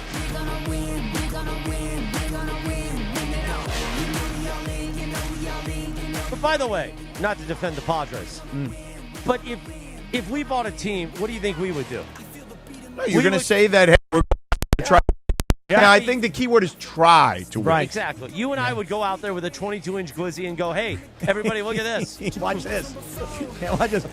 It's our new concession is 22-inch glizzies that you share." Or you say something like, our goal is to win a championship and bring a championship, right? Like, I think that, like, look, I remember being a kid when Pat Riley left the Knicks and faxed his resignation in to the Dolan family and all of them, and Dave Checketts, who was the president, and was on one of Mickey Arrison's Carnival Cruise Line ships doing his press conference, and he said, we're going to bring a parade down Biscayne Boulevard, which is the street, similar to, Figueroa, right there where the arena is downtown, like the big street.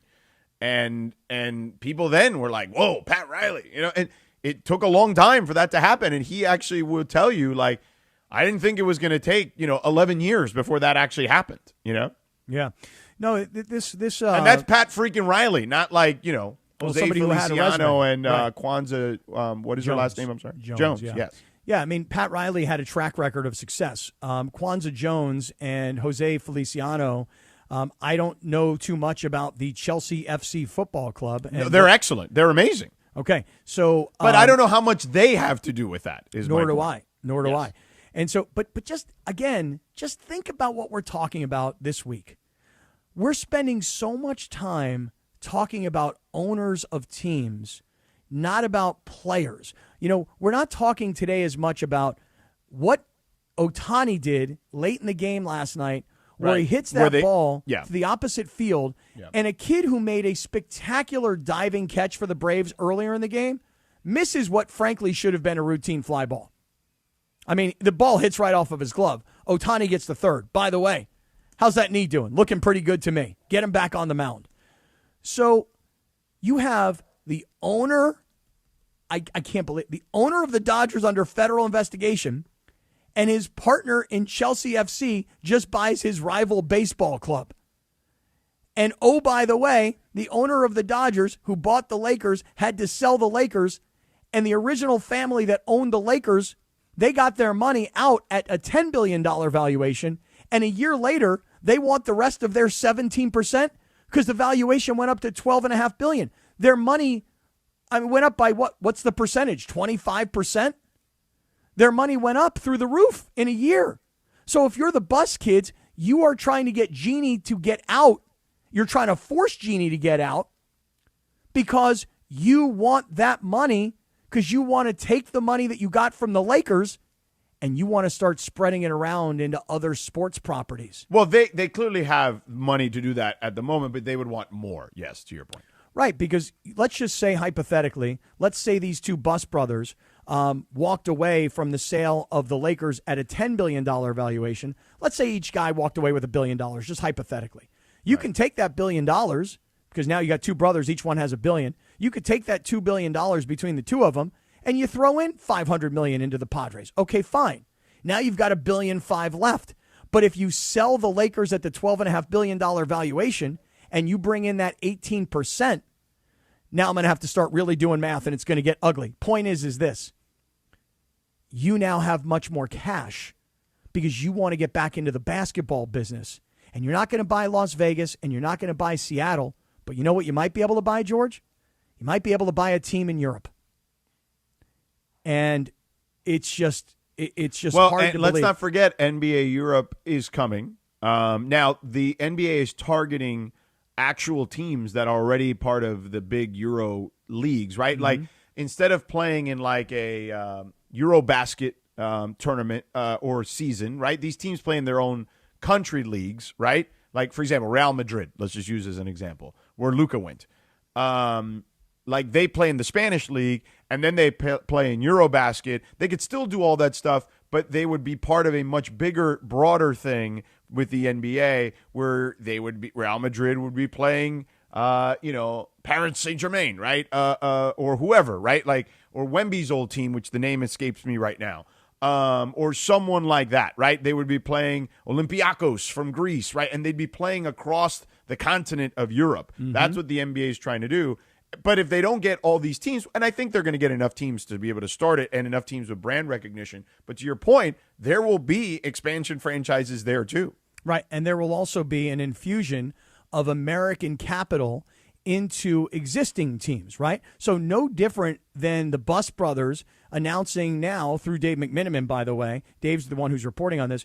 Just as the Bus Brothers are investing cash into the Padres, they could, or any other American investor could, in theory, invest into an established European basketball club that is going to join the newly formed NBA Europe, or whatever it is that they're going to call it.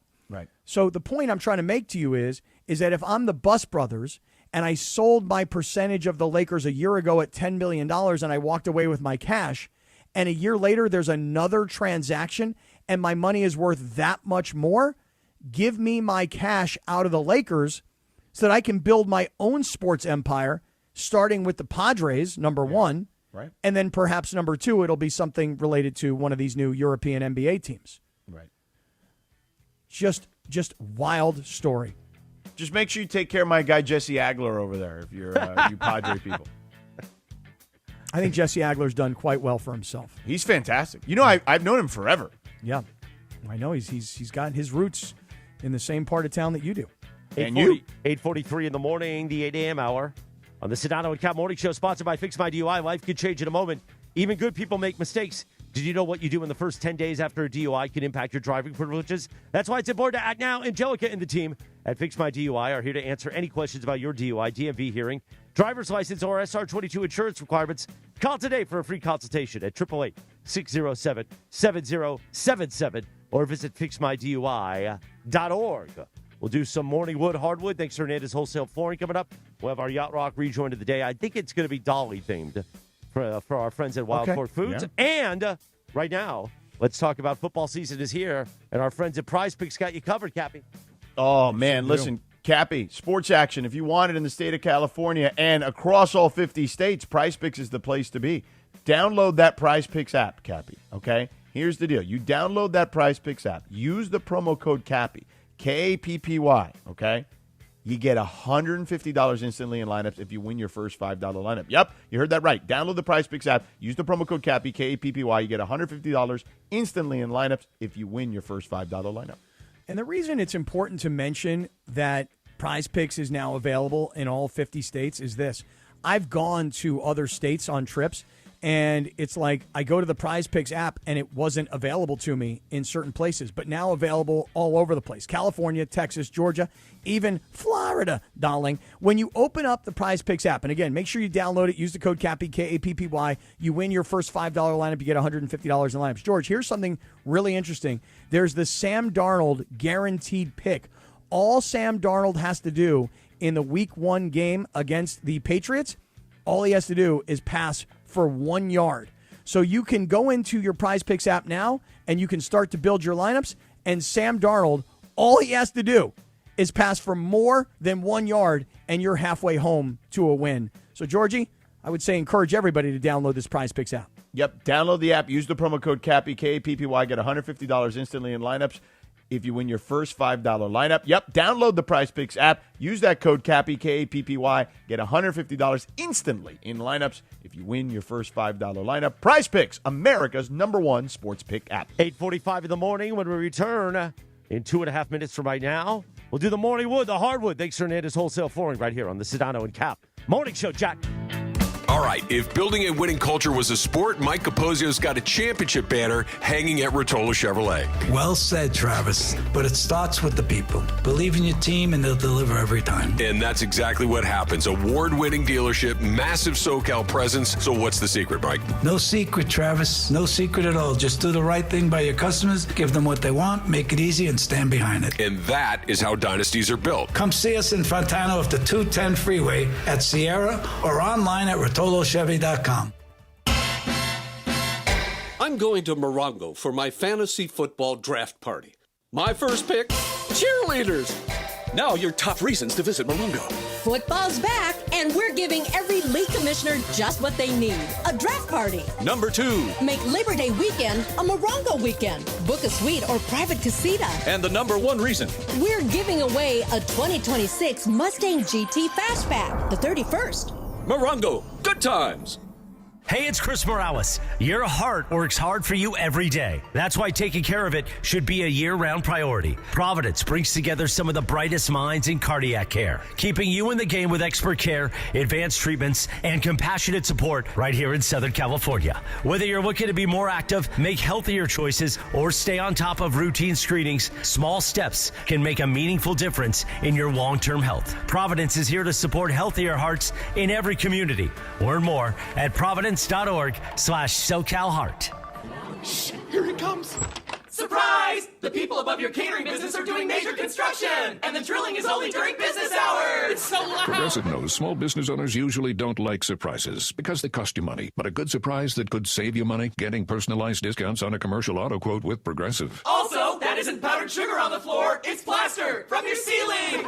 Surprise yourself. See if you can save in as little as 8 minutes at progressivecommercial.com. Progressive Casualty Insurance Company and Affiliates. Discounts not available in all states or situations. Everyone needs to take care of their mental health, even running back Bijan Robinson. When I'm on the field and feeling the pressure, I usually just take a deep breath. When I'm just breathing and seeing what's in front of me, everything just slows down. It just makes me feel great before I run the play. Just like Bijan, we all need a strong mental game on and off the field. Make a game plan for your mental health at loveyourmindplaybook.org. Love your mind. Brought to you by the Huntsman Mental Health Foundation, the Arthur M. Blank Family Foundation, and the Ad Council. It's time for the Wild Fork Foods Yacht Rock Song of the Morning. It's time for the Wild Fork Foods Yacht Rock Song of the Morning on the Sedano Kap Morning Show. Wild Fork, your neighborhood meat and seafood market. Now, he's put on his captain's hat. I am the captain. This is the captain's table. The captain sits at the captain's table. Captain Condiment has the Yacht Rock all queued up.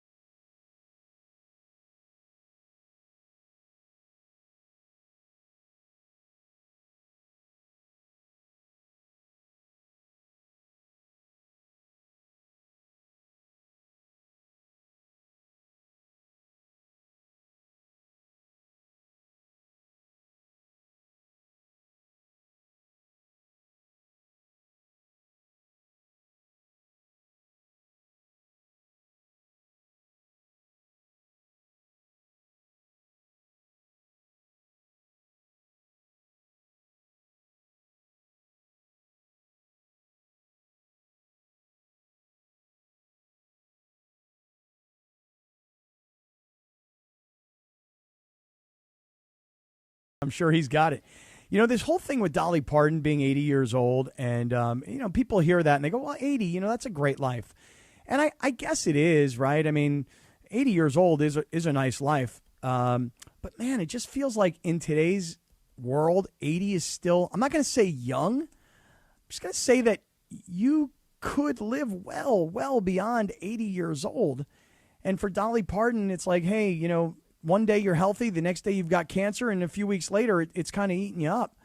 And it's very sad. Especially, George, I see a lot of this on Instagram now. You ready? If you're 50 years old, this is what you've got left in your life. And this is what they tell you, Like the average male in America lives to the age of 73. So if you're 50 and you've got 23 years left in your life, and they do all the math, like you've got this many weekends left. You've got this many Christmases left. You've got this many summers left. And before you realize it, they're scaring the ever-living hell out of you because at 50, you look at 73 and you go, oh, that's so far away. I'm not even worried about that. But when you start breaking it down on this is the number of weekends, this is the number of summers, this is the number of Christmases, from 50 to 73, man, that's going in a snap of a finger. So this whole Dolly thing, I'm going to say only 80. I'm not going to say old lady 80. She's only 80 years old. I want more than 80, George. Can you help me? Yeah, I mean, I don't know if I can help you per se. I mean, I think, some of that is predetermined, right? And like just based on genetics. And, although there are some things you can control, you got to control the controllables, Cappy. I'm going to use a football, analogy for you, a coachism. Right? Yeah. Some coach speak. You got to control the controllables. Yeah, I can only control what I can control. I can't worry about them. I can only worry about me. So I can only control what I can control. So I got to do better. I got to do a better job, Even now, like I work out and I'm thinking to myself, this isn't about like putting on any more muscle mass. This isn't about like showing off the guns. Although, most doctors now will tell you that, strength and resistance training will help you live a longer life. That's for sure. Well, that's what listen, yesterday. And balance. Balance is very important too. Like I do balancing exercises all the time now. One leg doing this, doing that. Like, you know what I mean? Like, and I'm starting now, because I want to kind of build that into my routine. Well, I mean, just yesterday I was at my F45 class. Now Carlo said to me the other day, not long ago, he said, wow, I can't believe a guy your age can do F45. I'm like, what are you talking about, bro? Let's go. Mano y mano. Let's get into that F45 class. Old man's going to show you what time it is. But I'm literally working out yesterday, and we're holding on to dumbbells, like 33-pound dumbbells. And I'm doing reverse squats, reverse single-leg squats. And I'm going, I'm not trying to build my leg muscles, really. I'm not trying to, like, show off my legs kind of thing. I'm just building or continuing to maintain strength so that when I'm 76 rather than 56 and I want to go out for a walk, I'm like, thank God I did all that work 20 years ago to make me strong now. Because how many people are really thinking about 20 years out and their body? I wasn't. And then people like Dolly Parton die at only 80 years old. And that's right, I said it, only 80. So there you go. Now, I'm going to ask a question here, and I think we'll probably have to dig into this in the 9 o'clock digital hour. There seems to be a big fight going on inside of our YouTube chat. We'll get to that in a moment. But first, let's talk about our friends. Okay. Jacob Emrani. I hold off his beautiful picture as we approach 5650. El Cutis. Yeah. I like how you tell me. Thank you. Hello. Hey, listen, Cappy. Let's say you're out there running a quick errand. Maybe it's to the grocery store on the way home, the laundromat down the street or whatever, or the apartment building lobby you walk through every single day. Mm-hmm. And then there's a wet floor, a broken step, or an unmarked hazard that sends you to the ground. You fall down. All of a sudden, you make this big noise.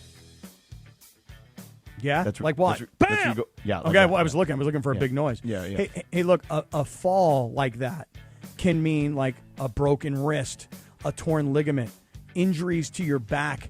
And these things don't just go away because then now you're missing work. And a property owner is like, well, hey, not the negligence, not my fault, is your fault. That's why you call Jacob Emrani. That's why you call the team at Call Jacob, because they are going to know how to fix this when somebody gets hurt. Yeah, look, they'll look where it happened, whether the business or property owner knew about the hazard and failed to fix it before someone got hurt. Look, the consultation's free. You get a no-obligation case review, and there's no fee unless we win, Jack, which is really important, okay? You ain't getting charged a cent, okay, unless we win. So if you fall at a store, restaurant, apartment building, or parking lot, and it left you injured or frustrated, don't just tough it out and move on. Call Jacob at 800-345-6789. That's 800-345-6789, or visit calljacob.com. Thank you, Sedano and Kap. We continue the digital hour on YouTube at ESPN Los Angeles on the all-new ESPN LA app. Click the Sedano and Kap tile. Did you put the tile up all right? You did? Okay, good. So the tile, the Sedano and Kap tile's there. And the Rich Eisen Show begins terrestrially, top of the hour, 9 o'clock on 7:10 a.m. and on the Listen Live tile on the all-new ESPN LA app. We'll continue the digital hour on a Wednesday. More on the Jeff Passan investigation into the investigation. And maybe we'll talk some more football. Plus a YouTube chat. That's all ahead on the Sedano and Kap Morning Show on a Wednesday. Back to school season is here, and between practice, homework, after-school activities, and fighting traffic, Wild Fork Meat and Seafood Market is ready to make dinner the easiest thing on your after-school to-do list. I'm Sua Cravens, and check out some of these back-to-school specials. Pork back ribs, a 3-pack at $3.18 a pound. Ultimate chicken nuggets, $4 a pound, and a whole home-style grass-fed meatloaf is $14.98. There are 11 Wild Forks in SoCal. Find the one closest to you at wildforkfoods.com. Something big is coming. On September 2nd, DraftKings Game Day arrives with massive deals, exclusive deals. The DraftKings Sports app is now live in all 50 states. That means California from Texas to Florida. One app, every sport, all 50 states. Remember the date, September 2nd. DraftKings Game Day is the kickoff of a new season and the biggest day in sports history. New DraftKings customers sign up with code LA710, spend $5 to get $150 in rewards within 14 days. That's code LA710 in partnership with DraftKings. The crown is yours. Event trading offered by DraftKings Predictions, a CFTC registered introducing broker. Trading involves risk of loss. Market availability varies. Eligibility restrictions apply. $50 every 7 days via click-to-claim issued in non-withdrawable prediction dollars that expire in 1 year. Ends August 23rd. For terms, dkng.co/predictions promo. Nationwide based on sportsbook, predictions, and free-to-play sports contest availability. Varies by state. Hey, John Ireland here. Here in Los Angeles, our city water is loaded with chlorine and chemicals. That's why I got a Life Source whole house water system. It cleans and conditions water from every tap for healthier water with no salt and no regular maintenance. Upgrade your water and your life with Life Source. I did, and I'll never go back. Call the Life Source California factory today at 800-WATER-99 or visit lifesourcewater.com. Life Source water, it's not just better, it's essential. Life Source. Taste and feel the difference. Warranty limitations apply. Your ambition just met its match with Robinhood. You push yourself in everything you do, scanning headlines for insights, keeping an eye on the market. Robinhood puts you in control of your money, all on one platform. You expect more from yourself. Expect more from your money. Get started today at Robinhood.com/yourmoney. Again, that's Robinhood.com/yourmoney. Your money, your move.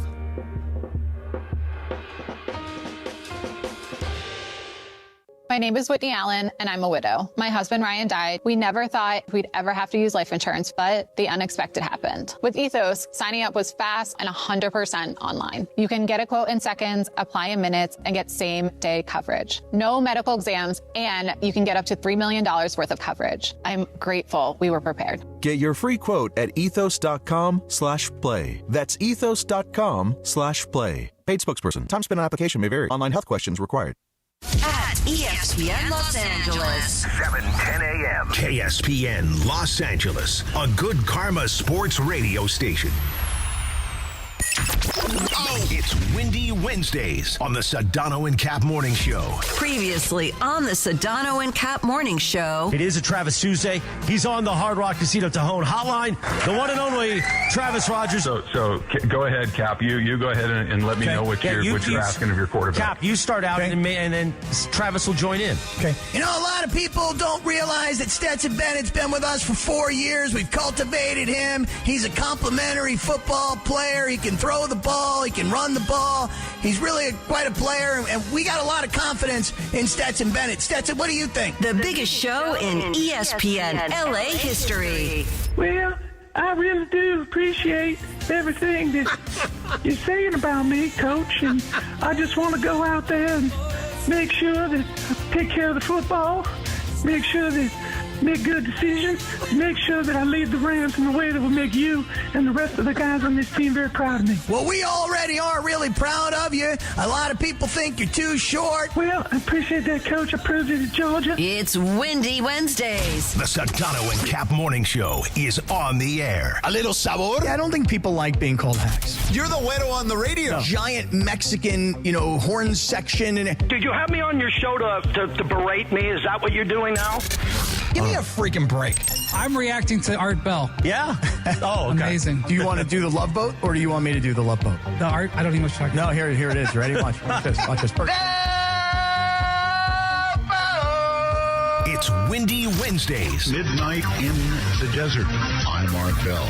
Scott Kaplan, eat a fat one, bro. The Sedano and Kap Morning Show on 710 ESPN. The all-new ESPN LA app and on YouTube at ESPN Los Angeles.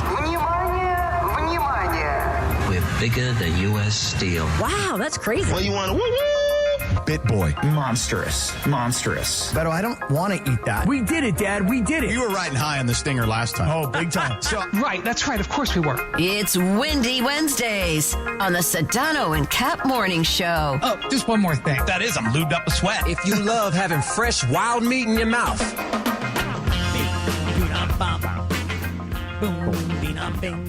And good morning, 9:02 and 30 seconds. The Sedano and Kap Morning Show is on a Wednesday, the 26th of August, 2026. Cappy, do it. Love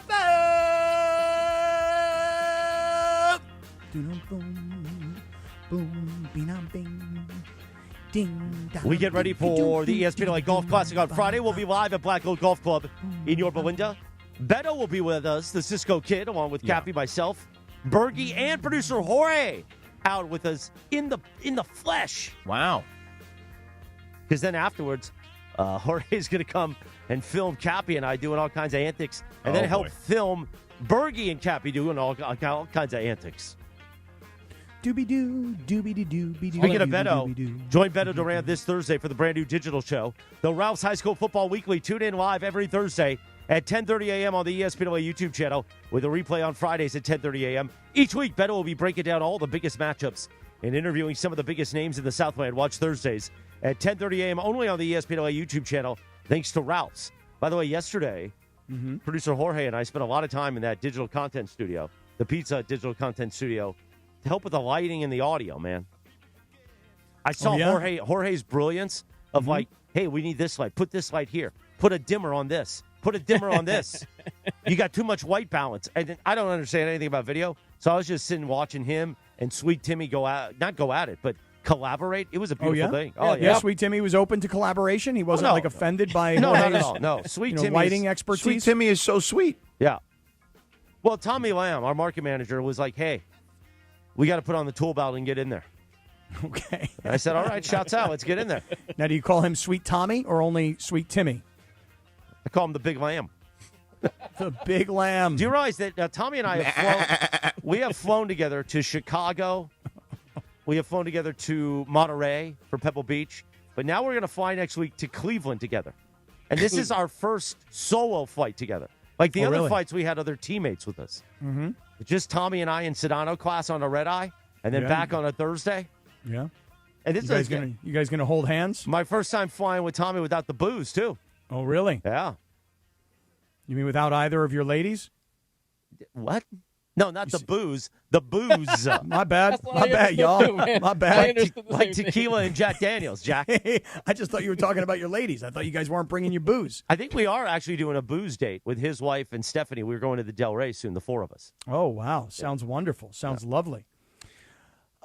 Okay, so I'm sure you guys, since we've been talking about this whole Mark Walter disaster, and I'm calling it a disaster because whether or not he's innocent, whether or not he's guilty, whether he's not done anything wrong, or whether he's done a ton of things wrong, having this amount of your business in the public realm is embarrassing, and it means that you have to fight it all off. So when you are accused of something, especially when we're talking about billions and billions of dollars, and by the way, he's not being accused by some media member, he's being accused essentially by the federal government. When you're accused of stuff like this, you got to fight it off. So what do, George? You hire a crisis management firm, and that's exactly what's going on here now. Right. So now Mark Walter and his companies have hired a crisis management firm. The company is called Prosek Partners, Prosek, Prosek Partners, and they have put out a statement today essentially refuting all of the reporting that is being done about Mark Walter and his companies and his need to generate cash and the suspicion, if you will, that he'll have to start unloading properties at lower than market valuations in an effort to hustle up and raise cash. So this crisis management firm, which is again called Prosek Partners, they've now put out their version of the story. Okay. And it's what you do. When you got money, when you've got big money and you've got a big problem, you hire a crisis management firm so that they can go out and share your side of it. So we're showing it on YouTube. Let's see. TWG Global today issued the following statement to correct the record on substantial speculation and misinformation regarding recent corporate developments at TWG and its affiliates. Over the past several weeks, multi-pronged attacks against TWG have been advanced by unnamed sources with self-serving interests that have been reported in the media. It's important to set the record straight. TWG stands behind. Which dog? Wait a minute, hold on. Which dog? That one's mine. Okay. What's Benny's issue? Benny, well, I Benny think have a problem somebody's at with the Mark door. Walter? Hold on, let me find out. Go ahead, go find out. Go find out. I'll continue to read this. Well, no, I just think it's funny. The as they say in the news business, the gnat sound. Listen to George. Hey, shut up! I'm on the air. Hey, quiet. Cappy's reading me the TWG response. The gnat sound of our show when you guys are at home is beautiful. Yeah, well, we got the lawnmower. We got the lawnmower at Cappy's house, right. And Jack the Frenchie pooping everywhere. Yeah, and then at Sedano's we got Benny. Benny? Yeah, Benny. Benny's just barking all in the background. Yeah, Benny the wiener dog. Benny the wiener dog. Yeah. Now part of the Sedano and Cap Morning Show at 7 a.m. Right on. So, yeah, so I'll just leave it at this, and Sedano will come back after yelling at Benny. Hey, I'm on the radio here, man. The bottom line is this. This crisis management firm, and if you put it back up on the screen, guys, if you look at this, they say despite what has been reported, there has been no fraud. So this is what you're supposed to do, because when you look at the scales, okay, and on one side you've got Mark Walter and all of his companies, and on the other side you've got whistleblowers, you've got forensic accountants, you've got media members who are doing deep dive investigations. As it sits today, when you look at the scale, it is in favor of people believing that he has done something that doesn't seem right, that he has moved money around and he has not disclosed where this money was supposed to go versus where it really is, what percentage you're supposed to be able to have in these other businesses versus what the percentage actually was. It gets very complicated. But if you were just so far playing this out in the court of public opinion, and there's Mark Walter on one side of the scale, and there's the reporting that's been done thus far on the other side of the scale, and by the way, the accusations from the federal government, right now, the scale is weighing very, very heavily in the favor of reporting and accusations. What Mark Walter and any smart billionaire would do is you go hire a crisis management firm and you go, guys, we're under attack, so help us. And then now that's why you get the report that has been put out here so far today. And guys, you could put it back up on the screen because they pretty much tell you that people have their own agendas. And that's why they are having this multi-pronged attack. But despite what has been reported, they say there has been no fraud. And then they give you a laundry list of things that they're saying. TWG is committed to working with the U.S. Department of Justice and the Securities Exchange Commission to resolve their inquiries. So, smart move. Not that it was unexpected. You had to expect at some point that billionaires were going to fight back. And then the one thing that people try and do, it's the easiest thing to do, is just try and discredit people. You know, just try and discredit a guy like Jeff Passan in his reporting. Right. It's always easy to do that. Yeah. In the sense of like that's the easy route. Not that it's easy to actually do. It's just the path of least resistance. And listen to this paragraph right here. Regarding the proposed sale of the Los Angeles Lakers for $12.5 billion, Mr. Walter was approached by Josh Kushner and his team about this transaction, and the agreement represents a 25% premium to the price paid by Mr. Walter less than a year ago, and an even higher premium to the $5 billion valuation Mr. Walter paid in 2021. Hardly a fire sale. Yeah, I don't know. When they talk about this fire sale idea, that's like saying he's so desperate for cash, he'll sell for less than it's worth. And what they're saying is that's not even remotely true.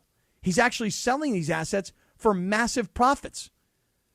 But shouldn't we all think that he's selling them because he needs the money, because the money's not where it's supposed to be? Listen, that's just a semantics argument. Yeah. Here's in bold letters, the allegation that the Los Angeles Dodgers were acquired or have been funded improperly is false and not supported by the facts. And then they go into a whole situation. The Dodgers transaction was subject to significant scrutiny, complied with all the rules. The transaction was subject to a full investigation conducted by an outside law firm, blah, blah, blah, blah. The Dodgers have the highest revenue in baseball, and it significantly exceeds the team's obligations to its players. The Dodgers probably do have the highest revenue in baseball, but as Passan pointed out, we played the audio earlier, the reason that they probably have the highest revenue in baseball outside of 55,000 people packing a stadium or a $30 beer or $60 for parking or whatever it is that you buy, one of the other reasons that the Dodgers likely have the highest revenue in baseball is because they're paying way less from their television rights than all of their other 29 partners are by percentage. Yes. So, look, it doesn't take an economist and it doesn't take a forensic accountant to listen to what you've heard thus far, and you already have an opinion formed.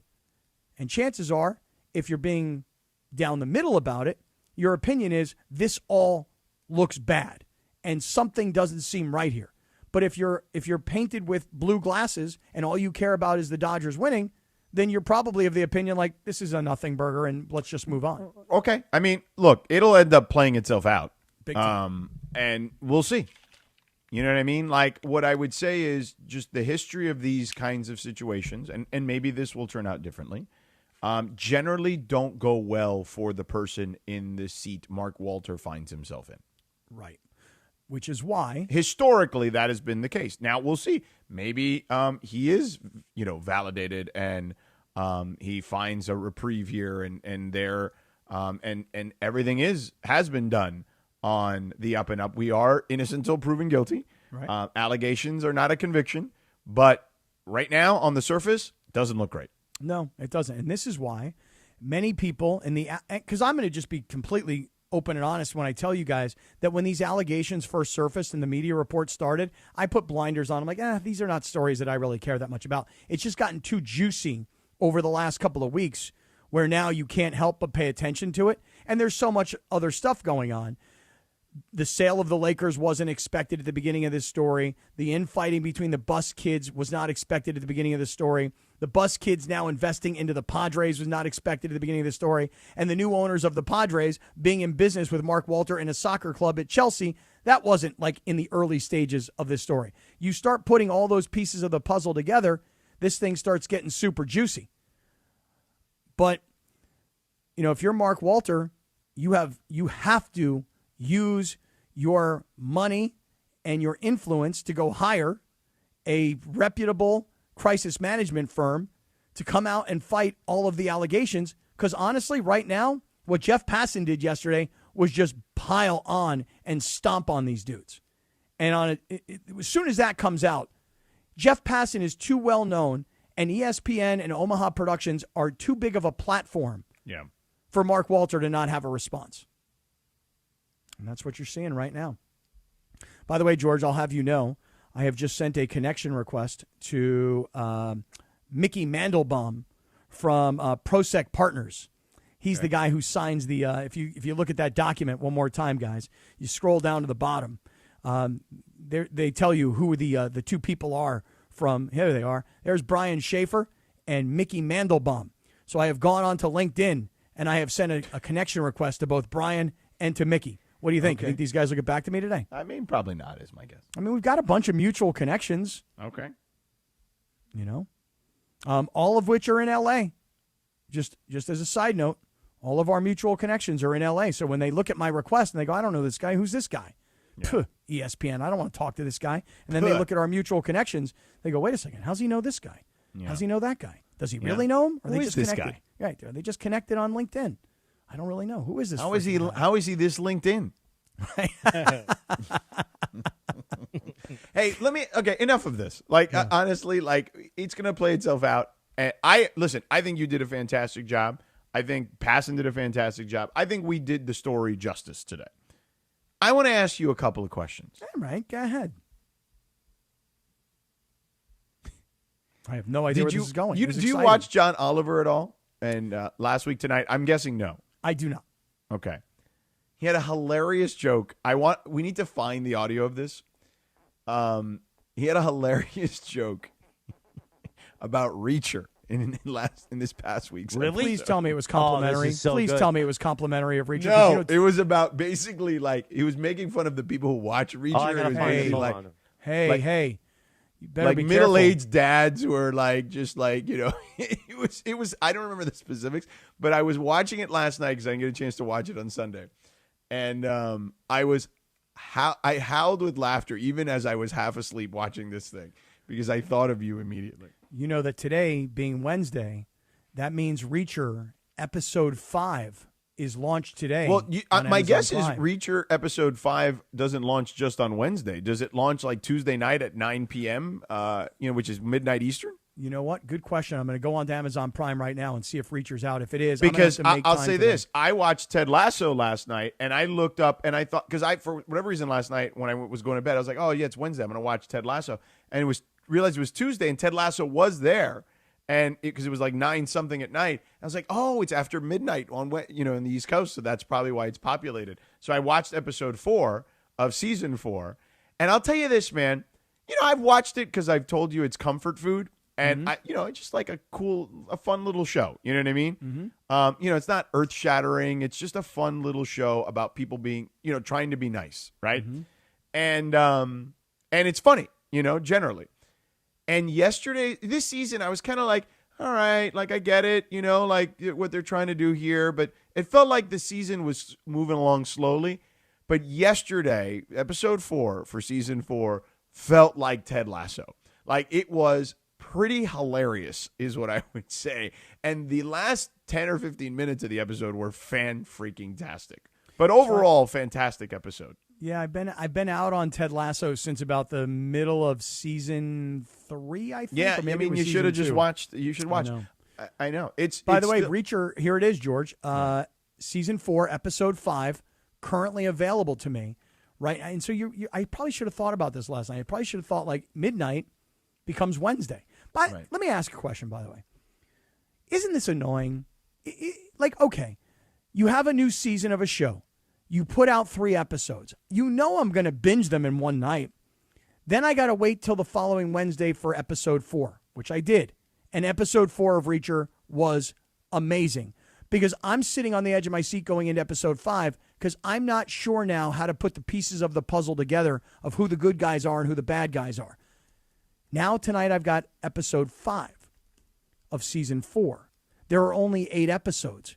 Why can't you just put out all 8 episodes at one time? What is the motivation? I'm trying to figure out what the motivation is, other than maybe if you're Prime, we want you to keep coming back. We want to keep coming back so that we remind you of other properties that we have.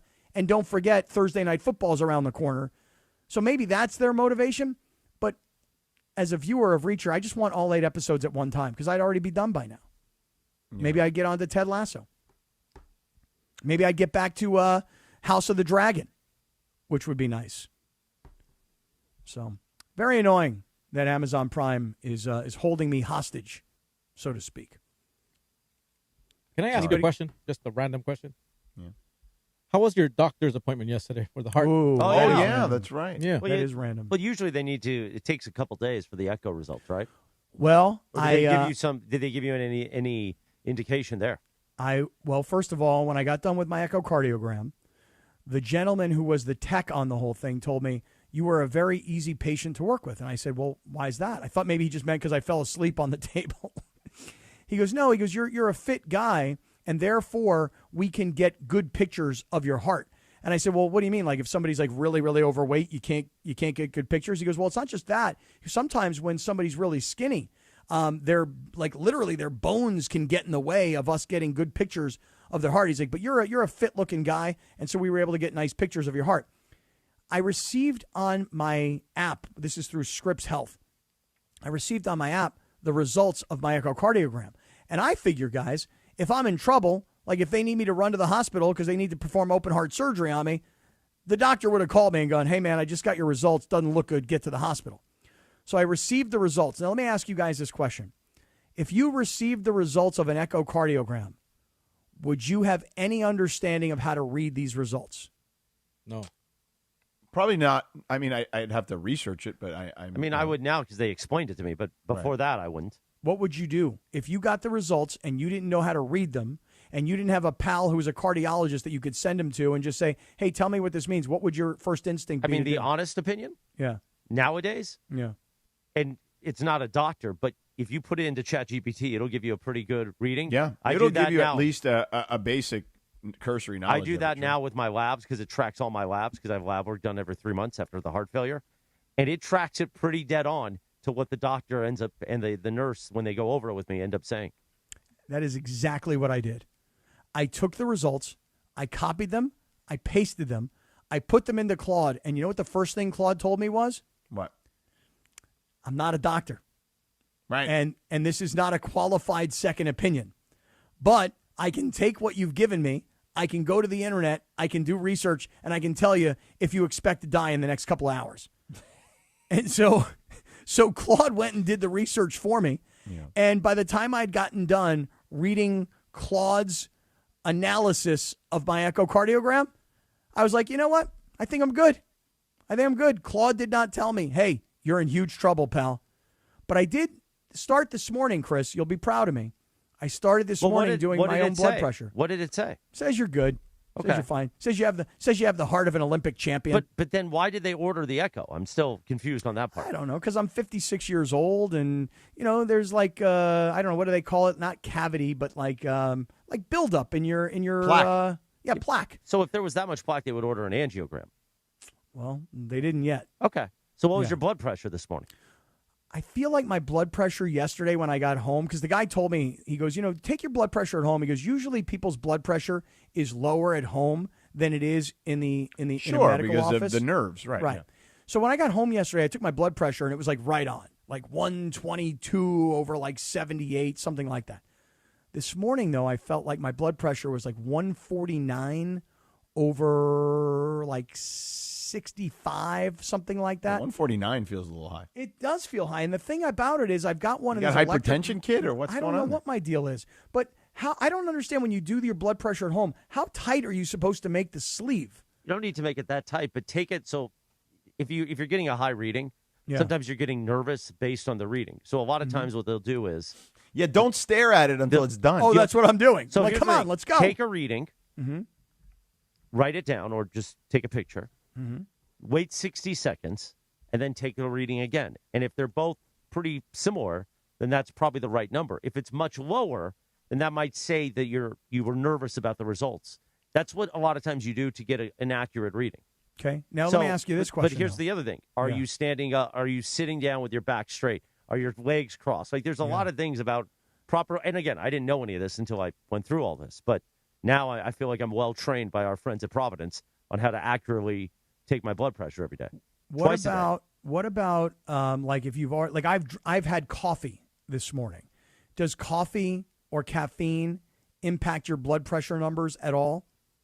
Well, you should take blood pressure before coffee. Okay, yeah, you should do it on a fast.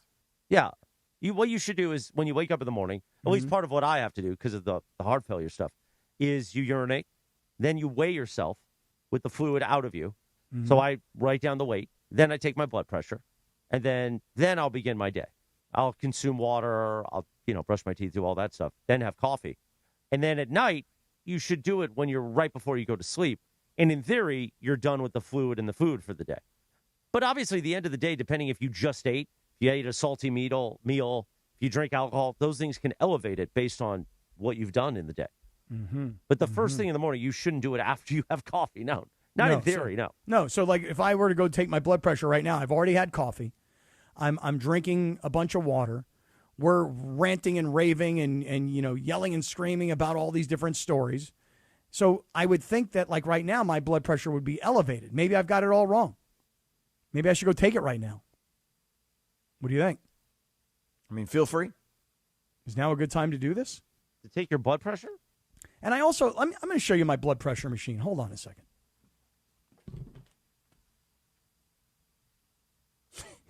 We're holding. All right.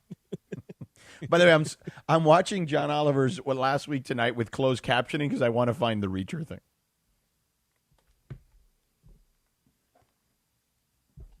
Is he back here? Here it there. goes. All right, take a look at this. Here's my blood pressure machine. It's from Rite Aid. Now I have another one in a box over here that I've been taken out of the box. It's from Rite Aid, and I got the thing right here that you put around your arm.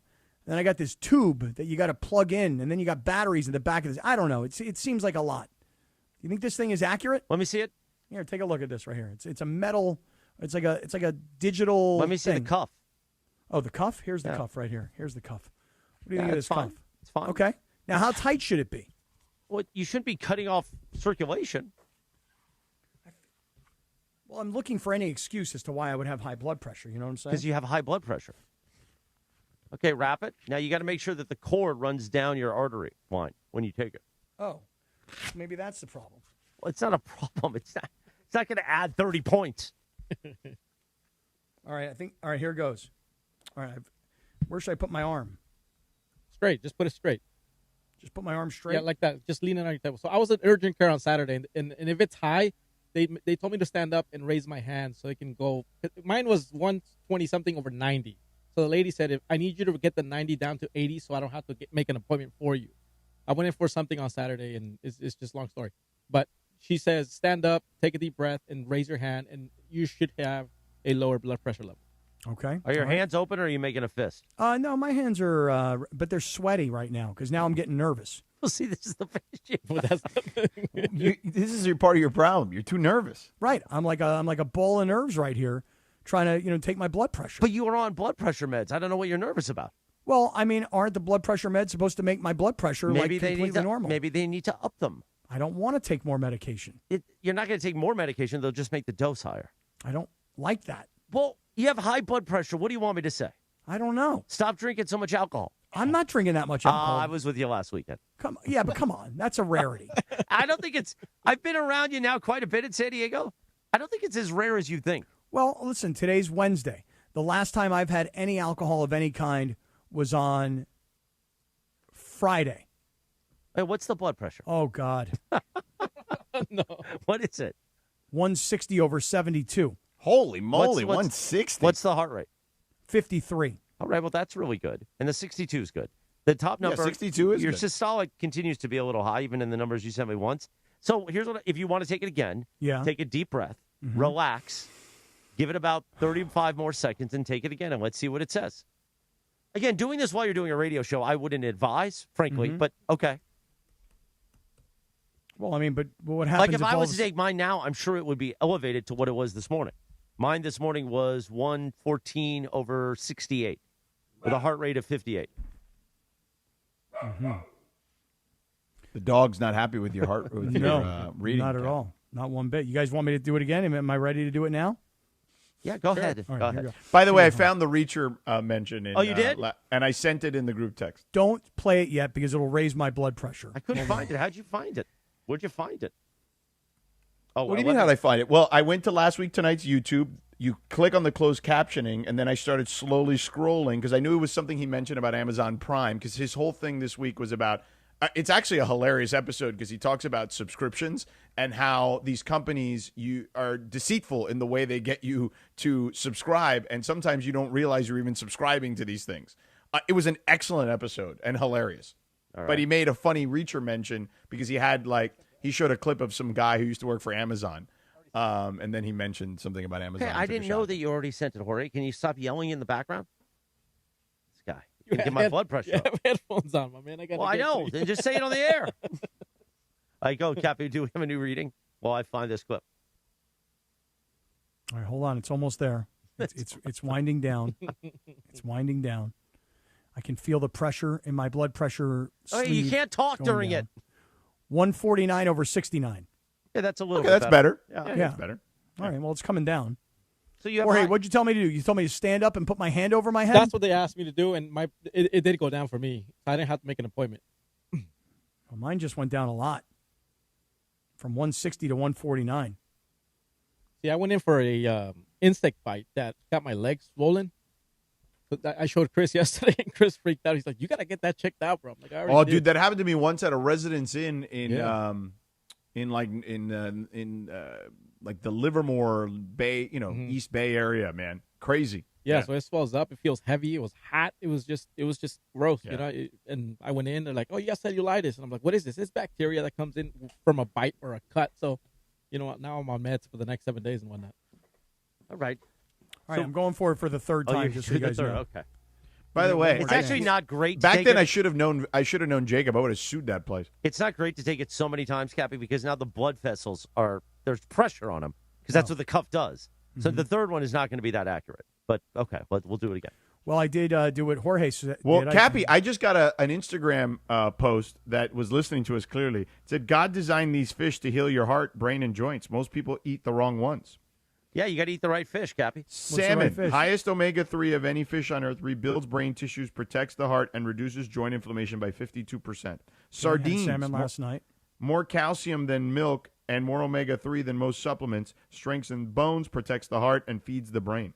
Mackerel, highest vitamin D of any food on earth, boosts immunity, strengthens bones, and protects the heart in one serving.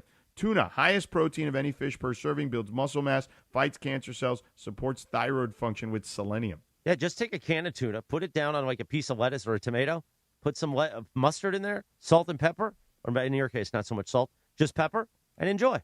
And some canned sardines. Yeah, and some canned sardines. It's not as bad as you think. You just throw them in and close your eyes. 142 over 65. Oh, listen, this is the one you want, Cappy. What's the heart rate? 49.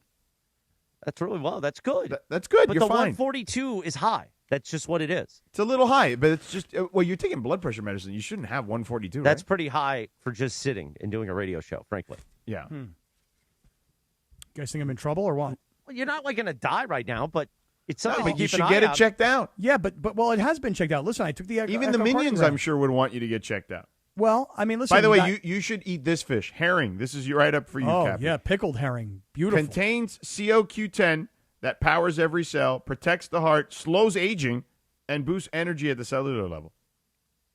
Okay, I'm all for that. Get some herring. Well, I'm worried now. You got Dolly Parton, rest in peace. You guys know who Tim Curry, the actor, is? You guys know who that is? Listen, let me give you an example. The doctor I was with on Saturday at the Yachtly Cruise Show, Dr. Richard Gillespie from Providence, Burbank, big Yachtly crew guy. He is the head of the cancer department at Providence, Burbank, and he has been on blood pressure medication since he was 23 years old. He just has it hereditary in his family. It's just hereditary. Sometimes you just have high blood pressure. It doesn't matter what you can do, so you have to be on medication. It's just a pill every day. It's not that big of a deal. It's much better, and I am the evidence of this, than having high blood pressure. Because I didn't care. I was like, oh, it doesn't matter, and then look what happened to me. So they have to up your blood pressure a little bit. It's more important to get that number, that 140 number, under 120 than it is to go, oh, I'm scared of medication. You already take it. Just they'll give you a higher dose. All right, maybe I'll do that. Not maybe. You need to tell them my numbers are high every day. So here's what happens for me. Yeah. I have an anxiety about when they take blood pressure at the doctor's office. Same. So my numbers are already high. So always high when I'm there. So I walk in with a packet of 2 months of numbers, morning and night, and they look them over. And they go, okay. Now, I could lie, I guess, but why would that benefit me? That's going to hurt my health. So I walk in there with the numbers, and they look it over, and I bring a binder in for every doctor's appointment. And that's because I didn't pay attention to this, obviously, when I was younger. I drank too much. I was way overweight, and I had high blood pressure, and that helped lead to heart failure because of the alcohol. Just go in there with the numbers and say, guys, these are the numbers. Hey, doc, These are my numbers for the last month. What do you think we need to do to bring this down? And he's either going to tell you, well, how many milligrams of blood pressure do you take now? I don't know. Well, how do you not know? I don't know. He gives me pills. I take them. Okay, Cappy, you want to live past 80? You need to get smarter about this stuff. Yeah. I mean, listen, I'm getting a little nervous here today. Well, go since we're just doing this on the air. Yeah. Why not? Go get the medication right now. You want me to tell you how many milligrams I'm on? Yes. All right, hold on. Stand by. Why is this so difficult? I mean, yeah, it's not that hard. All of this brought to you by our friends at Providence, by the way. There you go. Comparing with compassion in Southern California. We got that recording for Hernandez. You got it? Oh, yeah, you got that recording we got to do? Might as well fill time while you But guys I get want this. Cappy to hear the Reacher thing, man. Oh, yeah. Well, he's now Yeah, getting let me know when we have that. Oh, I have that ready. So we'll do this, and then we'll do that. We'll do this and that? And then we'll do the Hernandez read. All right. All right. Here we go, Cappy. You're back. So how many pills are there? Jeez, that's a lot. Well, no, I'm on a lot more, but still. Let's Yeah, see but here. you had actual congestive heart failure. Yep. If this is the blood pressure medication, I think it's called Valsartan. Okay. 160 milligrams. No, that's not the blood pressure medication. Okay. So Entresto is Scubadol or Valsartan or something with an S. So that might be, that's all hard. I wonder why you're on that. But That's that's cholesterol. All right. This is Avorvastatin. Okay, that's a statin. That's for cholesterol. Oh. I mean, you got a lot of cholesterol problems, too? Amlodipine. That might be it. What's the milligrams? 5 milligrams. Okay, probably. Because I'm on Carvedilol, which is a generic for something. And I'm on 12.5 milligrams twice a day. So this is 5 milligrams, and this other one is 20 milligrams. So the 5 milligrams, how many times a day do you take it? Once. Okay, they're probably going to say take it twice. Morning and night. There you go. Says take at bedtime with Valsartan, and Valsartan is 160 milligrams. All right, let's just put this into ChatGPT. Yeah. Jesus, man. Honestly. Well, in the meantime, let's really raise your blood pressure. Where's that last week tonight clip with John Oliver about? Yeah, Reacher? really. Here we go. Where's So wait, so Cappy, did you hear what I prefaced it? He did an episode yesterday on subscriptions and how all these companies are using deceitful tactics. Not all of them, but a lot of them are using deceitful tactics to get you to subscribe to their services, and that subscriptions are becoming the model that creates more money for these entities than the actual products in a lot of cases. Send me a picture, Cappy, right now of the 3 little vials. By the way, Avorvastatin is like a Lipitor. This is the one. Isn't that what I said? This is for high cholesterol. All right, It's send me these a other picture of two. all 3, and I'll put it in the ChatGPT. All right, While let's you talk do that, Reacher. let's do this. But it's actually a term describing companies using deceptive design choices to manipulate you into making decisions you might not have intended. Take Amazon Prime, which, in addition to offering free shipping, also provides access to some of the best shows that only your dad watches. Prime has been a massive success for Amazon. It's the main driver behind the more than $44 billion Amazon made. Yeah, and on the picture he had Reacher on there. And Jack Ryan, which was and Jack Ryan. Hey, I got a question. How old is this guy? What's his name? John what? John Oliver. He's brilliant. Yeah, how old is he? I don't know. Age. I mean, when he says only your dad watches Got to be in those. his 40s. Oh, Atorvastatin. I'm on that one, too. He's 49. 49. So his dad's got to be in his 70s, and his dad's watching Reacher. That's pretty impressive. Guy's got good taste. Yeah, but it made me howl with laughter because I saw Reacher up there. Reacher's awesome. Reacher's an awesome show. I'm just telling you right now. Ask Joseph Cabral. He's out there tuning in today. He loves Reacher. Telling you that right now. So, all right, Chris, what are you doing? You're taking my medications and you're putting them into ChatGPT? So Atorvastatin, I'm on that one as well. I take that once a day. Mm-hmm. That's for cholesterol. My cholesterol is now, because my issues were not. By the way, none of this is medical advice. Yeah, no. I'm just, give me 1 second. Okay. Avorvastatin, Valsartan, and whatever else I'm taking. So your cholesterol's still high? It's like a little bit. Oh, because my cholesterol is not. But Mm-hmm. how many times do you take Atorvastatin? Once a day. I didn't want to take any of these pills, George. When my doctor you told me. You obviously have an issue. Well, I didn't want to. Hold on. ChatGPT's thinking. Okay. Let's find out what ChatGPT thinks. Because I'd like to know. Man, I'm starving. Somebody asked me, how do you not know John Oliver? Listen, there's so much on so. I mean, he's many been on for a different long platforms. time. No, Yeah. I'm. By the way, all familiar that with who he courtesy of is. HBO earlier. Yes. I'm familiar with who he is because first it was John. What's his name? John Stewart. Yeah, right? he was originally, many years ago, he was a correspondent on The Daily Show with Jon Stewart. But then John Stewart turned into, what was the brother's name with the cool hair? He's hosted a bunch of like Emmys. Oh, Trevor Noah. Trevor Noah. John retired, and then Trevor Noah took over for a few years, and then John came back. John only does once a week. He does Mondays. Mm-hmm. But he's also doing like a lot of podcasting now. Yeah, he's got his own stuff, but he came back to The Daily Show to do Mondays. Okay, so John Stewart into Noah. What was the Noah dude's name? Trevor Noah. And then this guy, John Oliver, wasn't he kind of spawned from that family? Well, he was spawned from the original Daily Show. Yes. Yeah. So when you say to me, how do you not know? I mean, I know who he is. Well, not the original, because the original was Craig Kilborn, actually. Oh, right, Craig Kilborn. Yeah. Oh, wow. Now really Craig Kilborn was the original Daily Show. Yeah. On Comedy That's what Central. he left ESPN for. Yeah. By the way, if I recall correctly, it was a big risk by Craig Kilborn. It really was. It was brilliant, though. But it was good. But like he made a lot more money, and he became a lot more famous, and then ended up having a late night show after that. Another late night show. But then what happened? Like I see Craig Kilborn sometimes on like Instagram where he's just kind of goofing around. But he's made more money than he ever imagined, I'm sure. How long do you think his run was from after SportsCenter till the end of whatever late night show he was hosting? Okay. How many years? I think do you he was think on Craig CBS. Kilborn got in? He was at CBS. And by the way, he recently did the final episode of This Was SportsCenter with Eisen.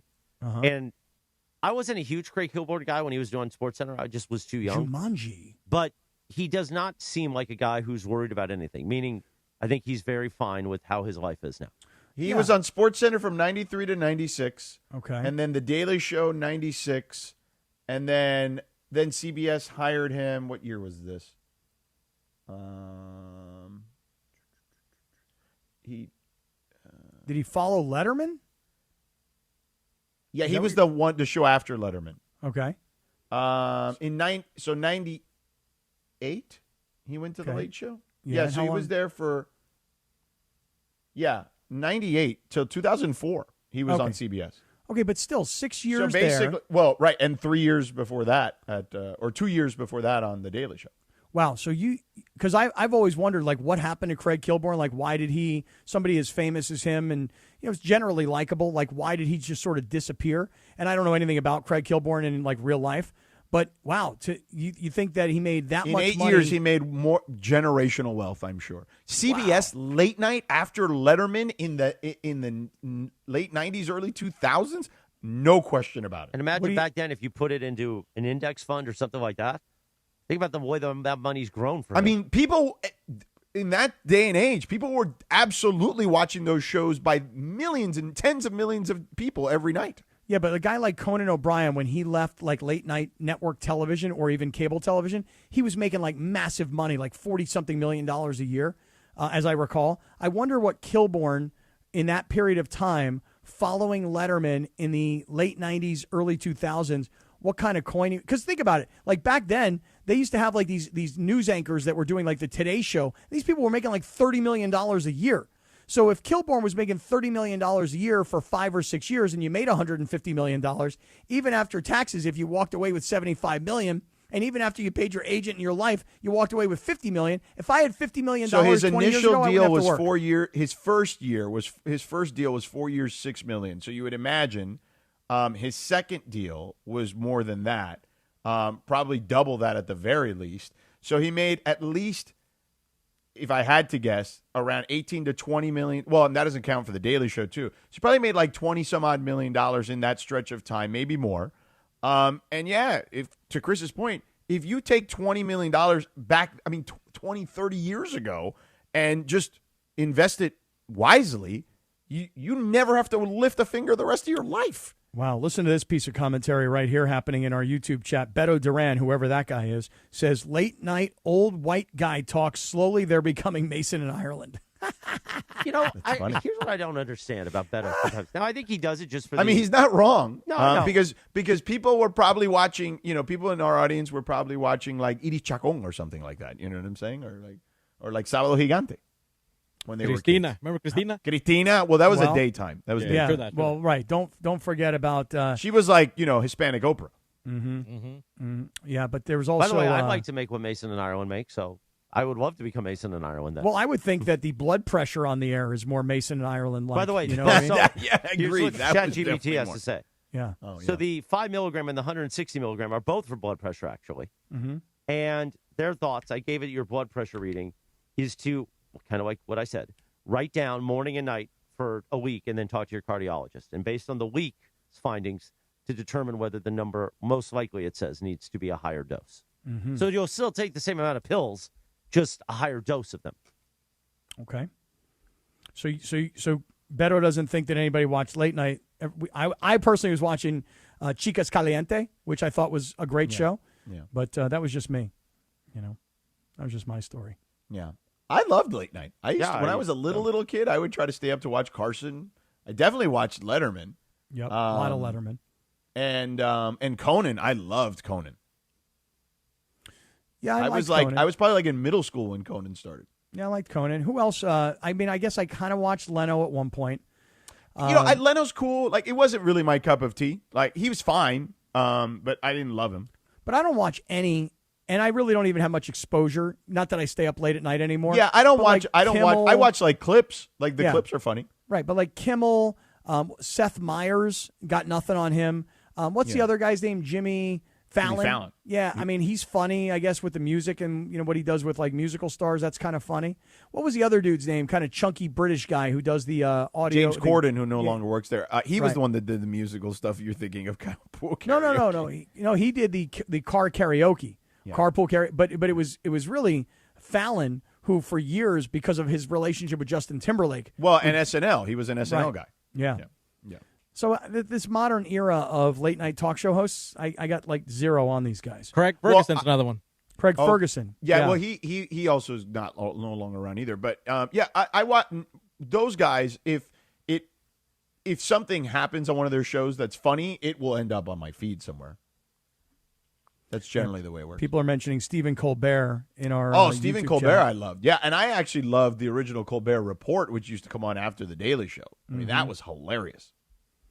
All right, so Chris, I guess from my since we're melding a bunch of different conversations here, Reacher's the best show on TV. No, only your dads watch it. I need more Avorstatin or whatever the heck I need. Avorstatin is for cholesterol. Oh, I need more Valsartan, or I need more whatever. You just need a higher milligram. That's all. Mm-hmm. It's not that big of a deal. And I need to start doing my blood pressure. I would take your blood pressure morning and night. Okay. And keep an eye on it. All because right. that's the only way you would know.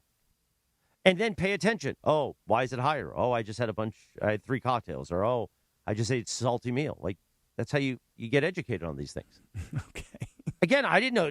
2-3 years ago, I would have laughed too. But look at what I went through. No, I'm just laughing at what's going on our YouTube chat. And if you're wondering, like, you want to live past 80 years old, this is how you do it. Well, Dr. Gillespie and every doctor I've talked to on our Providence Pulse interviews from Providence, all of them say the same thing. They actually say 2 things. The most dangerous thing is blood pressure. It's the silent killer across the board for everything.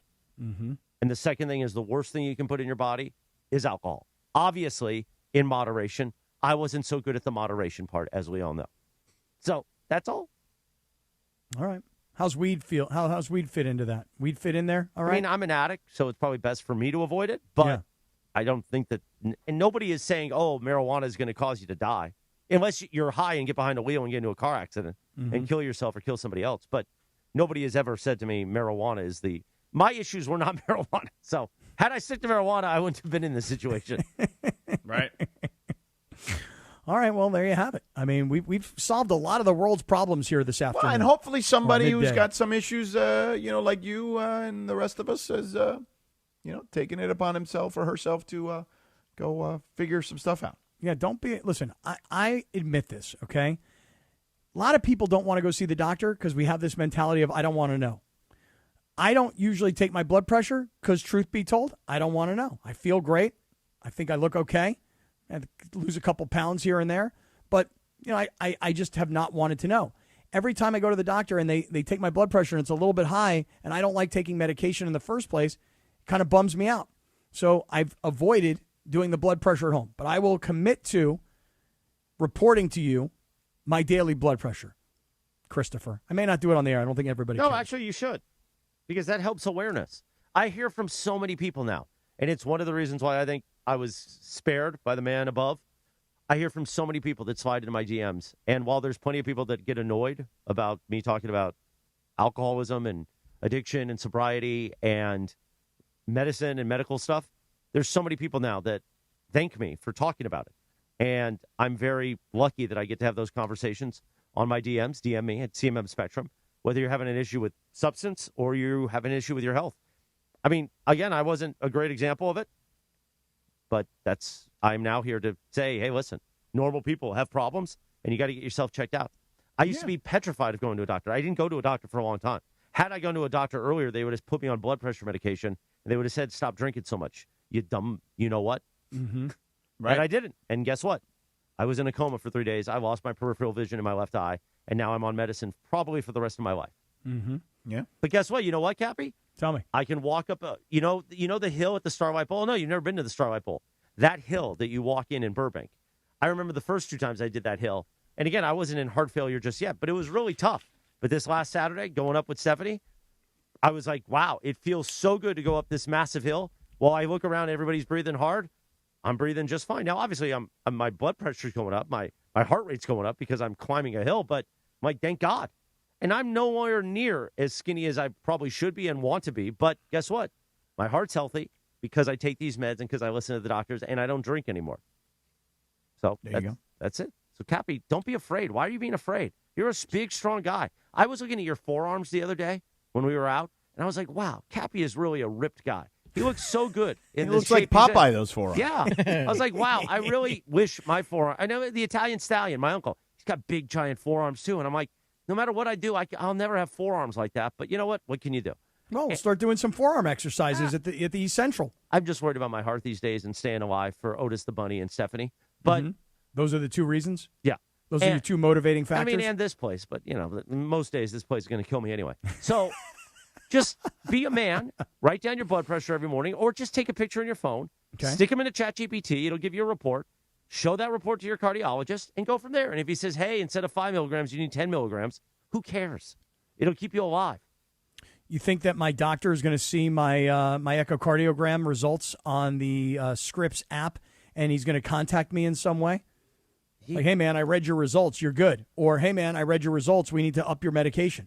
Like, you think he's going to contact me? I don't know. I mean, he should. Is he going to give you? Is he going to contact you? Yeah, if there's something wrong. But so what?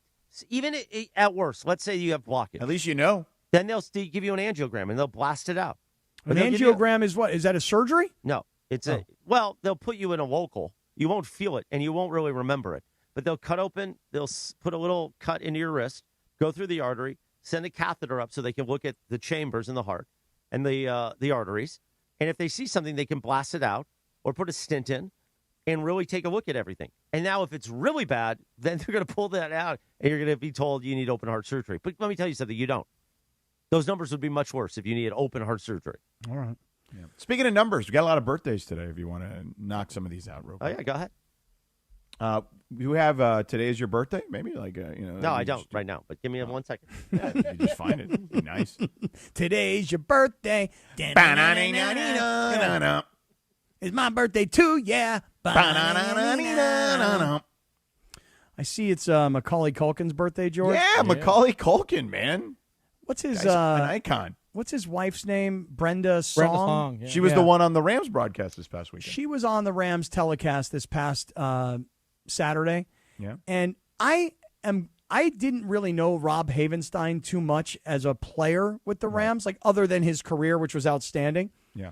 But I am finding that I like Rob Havenstein a lot on these preseason broadcasts. Yeah. First of all, very good-looking guy. Yeah, handsome fella. Yeah, looks like he's in great shape. You know, like Andrew Whitworth kind of good shape as an offensive lineman. Doesn't look big and like heavy and sloppy. Yeah. You know, doesn't look like he's retired and gotten fat or even retired and gotten overly skinny. Rob Havenstein, a good-looking dude. Yeah, I would agree. I didn't get the sense that he was loving the whole Brenda Song part of the broadcast. What are you doing, I don't know if he Cappy? did or didn't. Well, I was watching. Birthdays. Oh. Oh, happy birthday, Macaulay Culkin. Yeah, right. Let's get back to that. Oh, happy birthday. Dylan O'Brien. I don't know who that is, but apparently he was in. Was there a remake of Teen Wolf that I missed? Yeah, it was like on TV. Oh, okay. Actor. Melissa McCarthy. She's hilarious. Mm-hmm. You know what my favorite Melissa McCarthy movie is? Her Tell me. character is Bridesmaids. I think I know that movie. I think I've had to endure never that seen that rom-com. movie, Bridesmaids? It's hilarious. I think I have. I mean, it's an old movie now. Yeah. I think Rachel made me sit through that one time. Sit through it? You didn't laugh? It's hilarious. I don't remember it. Like, I remember, I like Melissa McCarthy. I think she's funny. But I don't remember that movie. Bridesmaids. I mean, the scene in the wedding dress shop is amazing. After they have this bad lunch. They had your kind of problems, Cappy. Digestive problems. Oh, no. Look, I've handed off my I feel kind like of you'd problems to my remember that dog. part of the movie. Yeah, I would think so. That scene is hilarious. James Harden, 37 years old. And Chris Pine, 46 years old. Chris Pine he's been in a lot of movies, but my favorite is he was the new Captain Kirk in the Star Trek movies. Oh, really? Yeah. And then they stopped doing the Star Trek movies because one of the actors passed away. So it was kind of tough to kind of like. No, Chekhov, the Russian guy. Now here you go. You found a way to get it in. I found him.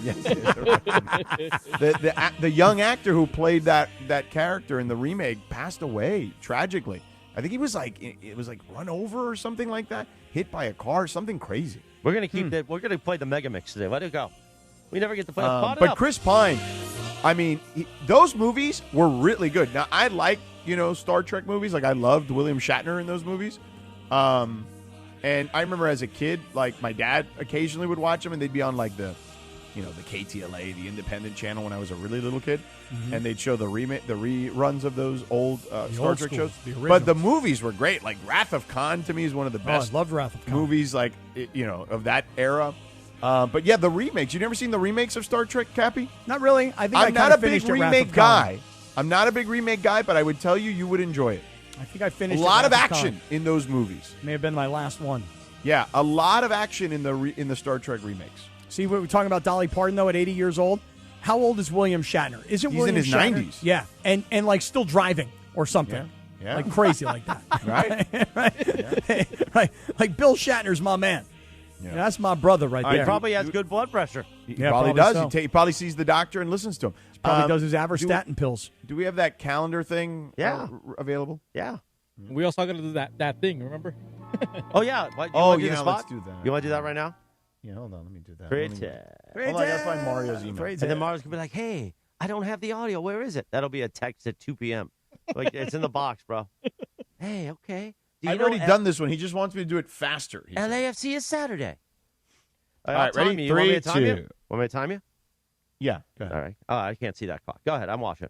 3, 2. Hey, guys, it's Sedano. Listen, SoCal, fall is here. The holidays are coming, and pretty soon everybody's going to be hanging out at your house. So how are those floors looking? Well, listen, get holiday ready with Hernandez Wholesale Flooring. They've got millions of styles and colors, including Core-Tech floors, the original 100% waterproof, kid-proof, pet-proof, luxury vinyl flooring, all in stock and ready to install in just a few days. Plus, you get true wholesale pricing every single day. Visit the showroom next to the Commerce Casino or go online at HernandezWholesaleFlooring.net. That's HernandezWholesaleFlooring.net. Hernandez Wholesale Flooring. No games, no gimmicks, because no sale beats wholesale.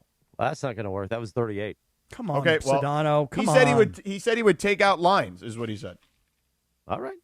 He said, that's as fast as I can read it. So why didn't he do that the first time? Why are we reading this again? Yeah. Well, listen, whatever. That's what he said. You don't want to do it one more time? No. All right. Can't I mean, speed why it up by 8 do I got to seconds? do it one more time? Well, I'm Can't just saying speed it it was up? 38 seconds. I mean, you pull out a line. I can't read it any faster. Pull out a line. I used to, yeah. That would be easy for me. Come on, All right, George. ready? Find 3, a line and take it out. 3, 2. Right there. Hey, guys, it's Sedano. Listen, SoCal, fall's here. Holidays are coming, and pretty soon everybody's going to be hanging out at your house. So how are those floors doing? Well, get holiday ready with Hernandez Wholesale Flooring. They got millions of styles and colors, including Core-Tech floors, the original 100% waterproof, kid-proof, pet-proof luxury vinyl flooring, all in stock and ready to install in just a few days. Plus, you get true wholesale pricing every single day. Visit their showroom at the Commerce. That's Visit fine, their Tyler. showroom. It's fine. Don't worry about it. It's fine. It's too long, right? Yeah, you're going too fast.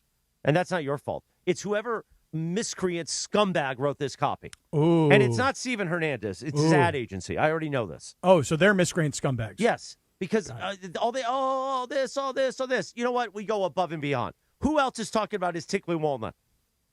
True. So give the guy 38 seconds. Yeah, you guys figure it out.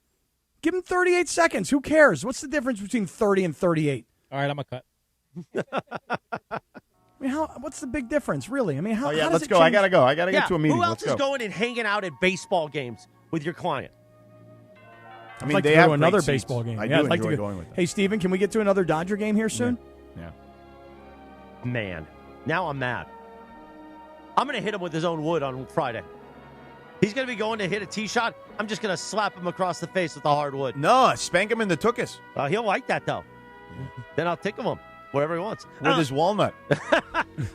Wednesday, August 26, 2026. Time for the Don't Sweat the Small Stuff calendar of the day. Another edition of Turn Up the Heat.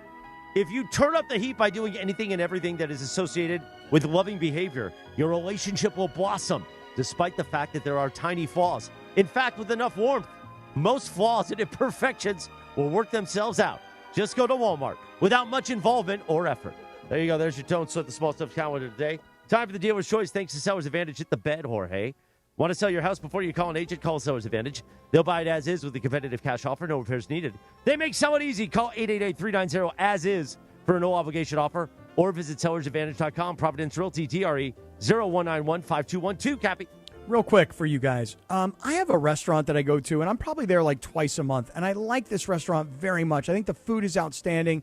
It's a mom-and-pop kind of operation. They're lovely people.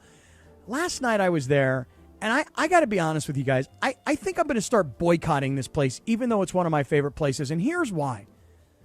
They're just too gosh darn overpriced for their own good. Like, honestly, if you get a salmon with rice and salad, should it really be $40? Because to me, I'd it say should be like $30 max. Right, $30, okay? How about a glass of wine? I wasn't drinking, Rachel was. $22 for a glass of wine. That's crazy. The bottle It's probably crazy. costs that much. I mean, Yeah. honestly, I love this restaurant. I love these people. I think their food is amazing. And then they get you for this. You ready? If you pay cash, it's $100. If you pay with a credit card, it's $103.75. So they make you pay for using fee. a credit card. Yeah. And I love these people, and I love their restaurant. But honestly, last night I had to make a stand. You know what I did, George? What? Rather than me getting an entree and Rachel getting an entree, we got an appetizer, one entree, we split it, and that was the end of it. But still, one appetizer, one entree, and 2 glasses of wine, $100? Well, you know where you live? I've just about had it, man. Wait a minute. All you talked about when I was with you last week of like, oh, look at this view. Look at this view. You can see the ocean while we're eating. Well, what do you think you pay for that? I mean, yeah, but I bet you that glass of wine that she paid for $22, max that bottle of wine cost $30. Oh, next Captain, time I the restaurant we went to for dinner that night, yeah, Stephanie had a pasta. I had salmon. She had one cocktail. I had a Diet Coke and an espresso, and it was $190. But I didn't complain. You know why? Because I saw the ocean behind me. Yeah. I mean, that does happen too. There's 2 sushi places I go to. One of them is by the ocean, and you get a view of the ocean. Yeah, and it's more pricey than the other one. Just everything is so expensive. Yesterday, my car was on empty. I filled my car yesterday. It was the most I'd ever spent on gas in this car. $90 for 16 gallons of gas. Then don't live in California where gas is expensive.